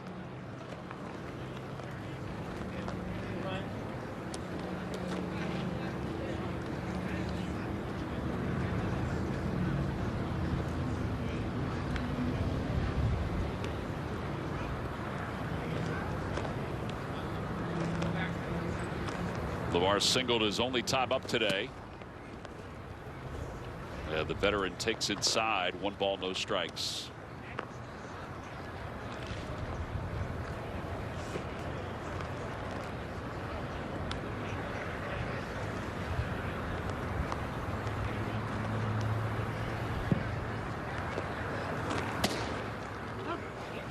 One and one.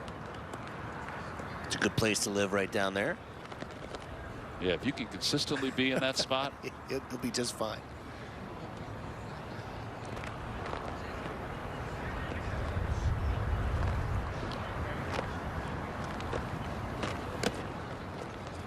may have gotten a piece of him. It did. So a 2-out base runner. Third baseman, Armando Alvarez. And Alvarez will be up for the second time. He struck out his first time up.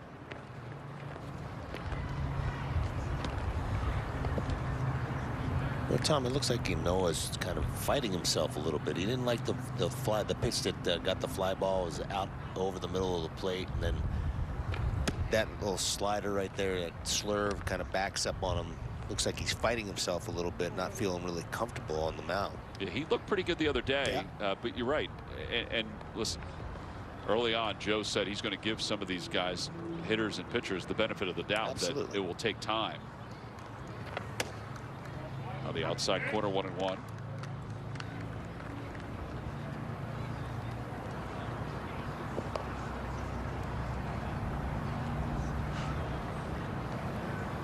Always found with guys who are bigger in stature that it's much tougher to get your delivery and to get your rhythm down. I think Matt Moore even talked about, you know, just getting his rhythm and getting his body together, and that's a tough thing to do if you haven't been on the mound a lot and facing hitters. And sometimes it's even tougher for guys with long levers. Yeah. It just takes some time, just like it takes some of those players, those younger players, longer to get their bodies to catch up to the rhythm. Nice play. Excellent block. 2 balls and 2 strikes. Cabral moving that big frame.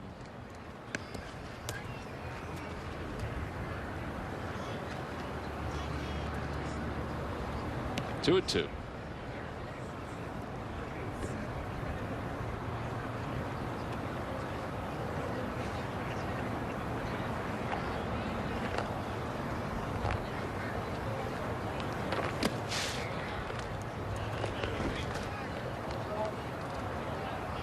Again, he's really struggling with being able to command that slider and that breaking pitch. It's almost like a slurve, as I said before, that he's not able to get a feel for it out front, so that he can get his right arm angle to throw it consistently for strikes.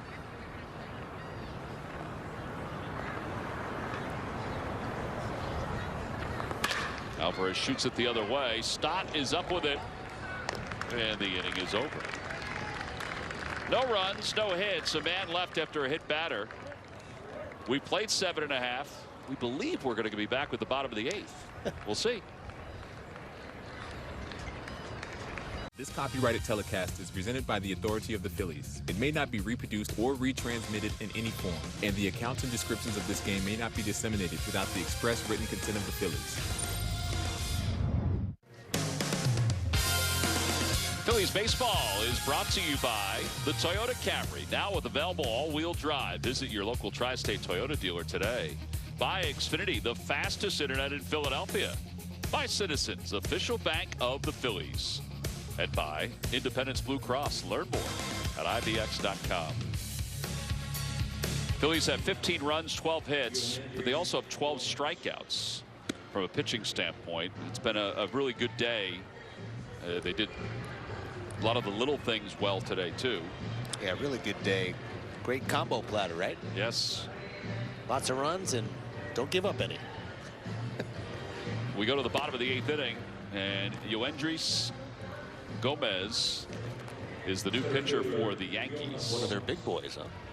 Yeah, depending on where you look from a top list, he ranges from inside the top 10 to the top 20. But either way you cut it, he's got a live fastball. Yeah. So we saw Abreu, who's one of the top prospects, top 20 prospects for the Yankees earlier, who threw more off speed than fastballs at times. And now you've got Gomez, who added a slider last year during the downtime to go along with that good fastball and a curve. He's thrown the first 2 pitches to Johan Rojas at 96 miles an hour. Yeah, he's just flipping it up there at 96. Yeah. Is there anybody that throws 94 or 93 anymore? Not coming out of the bullpen of the 8th inning. Goodness.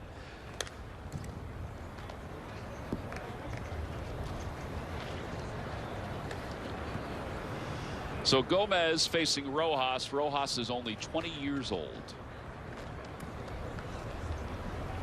for the Phillies? Youth. Just 20. Swing and a miss. And one out here in the 8th inning. Overpowering fastball for the young man.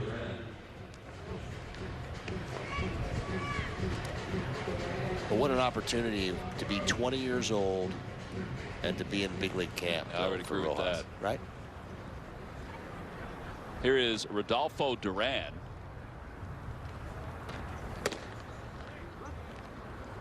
'98. That's bringing it. That's bringing it.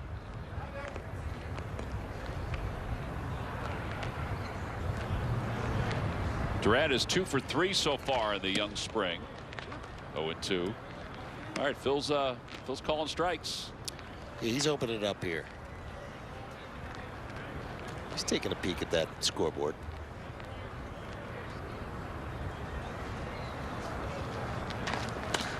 Popped up. Right side. And Gittins is under it, makes the catch.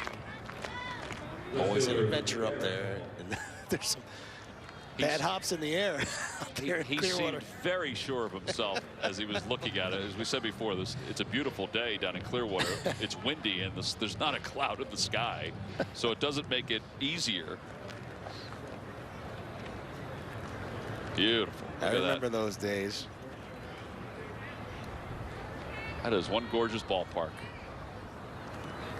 Derek Hall takes outside. Derek flied out to right his first, or lined out to right his first time up.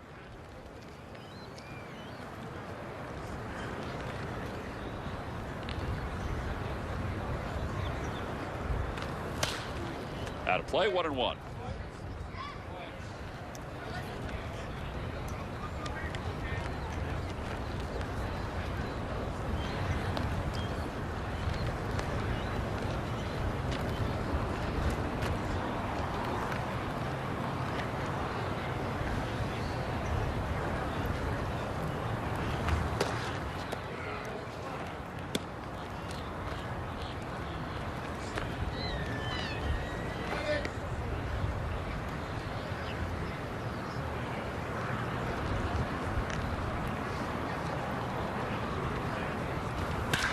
That ball's hit sharply again. What a play. How about that on one hop? Wow. That is some sweet hands. And the 8th inning is over. Let's wait and see the wave, right, Joe? There we go. See, we told you we'd wait for his wave, and then we decide that the game is over. It is over. Diego's got his sunglasses on and his hat off. And we have completed game number 2 of our home schedule at Baycare Ballpark. It's hitting season, Chuck. Our Chevrolet players of the game. The Phillies offense, 15 runs, 12 hits, and a bunch of home runs. They saw 168 pitches here this afternoon. That's one that you pack away and think, let's do that again. 15-0 the final. The Phillies win it over the Yankees. They've won the last 2 games. We'll be back to wrap it up right after this.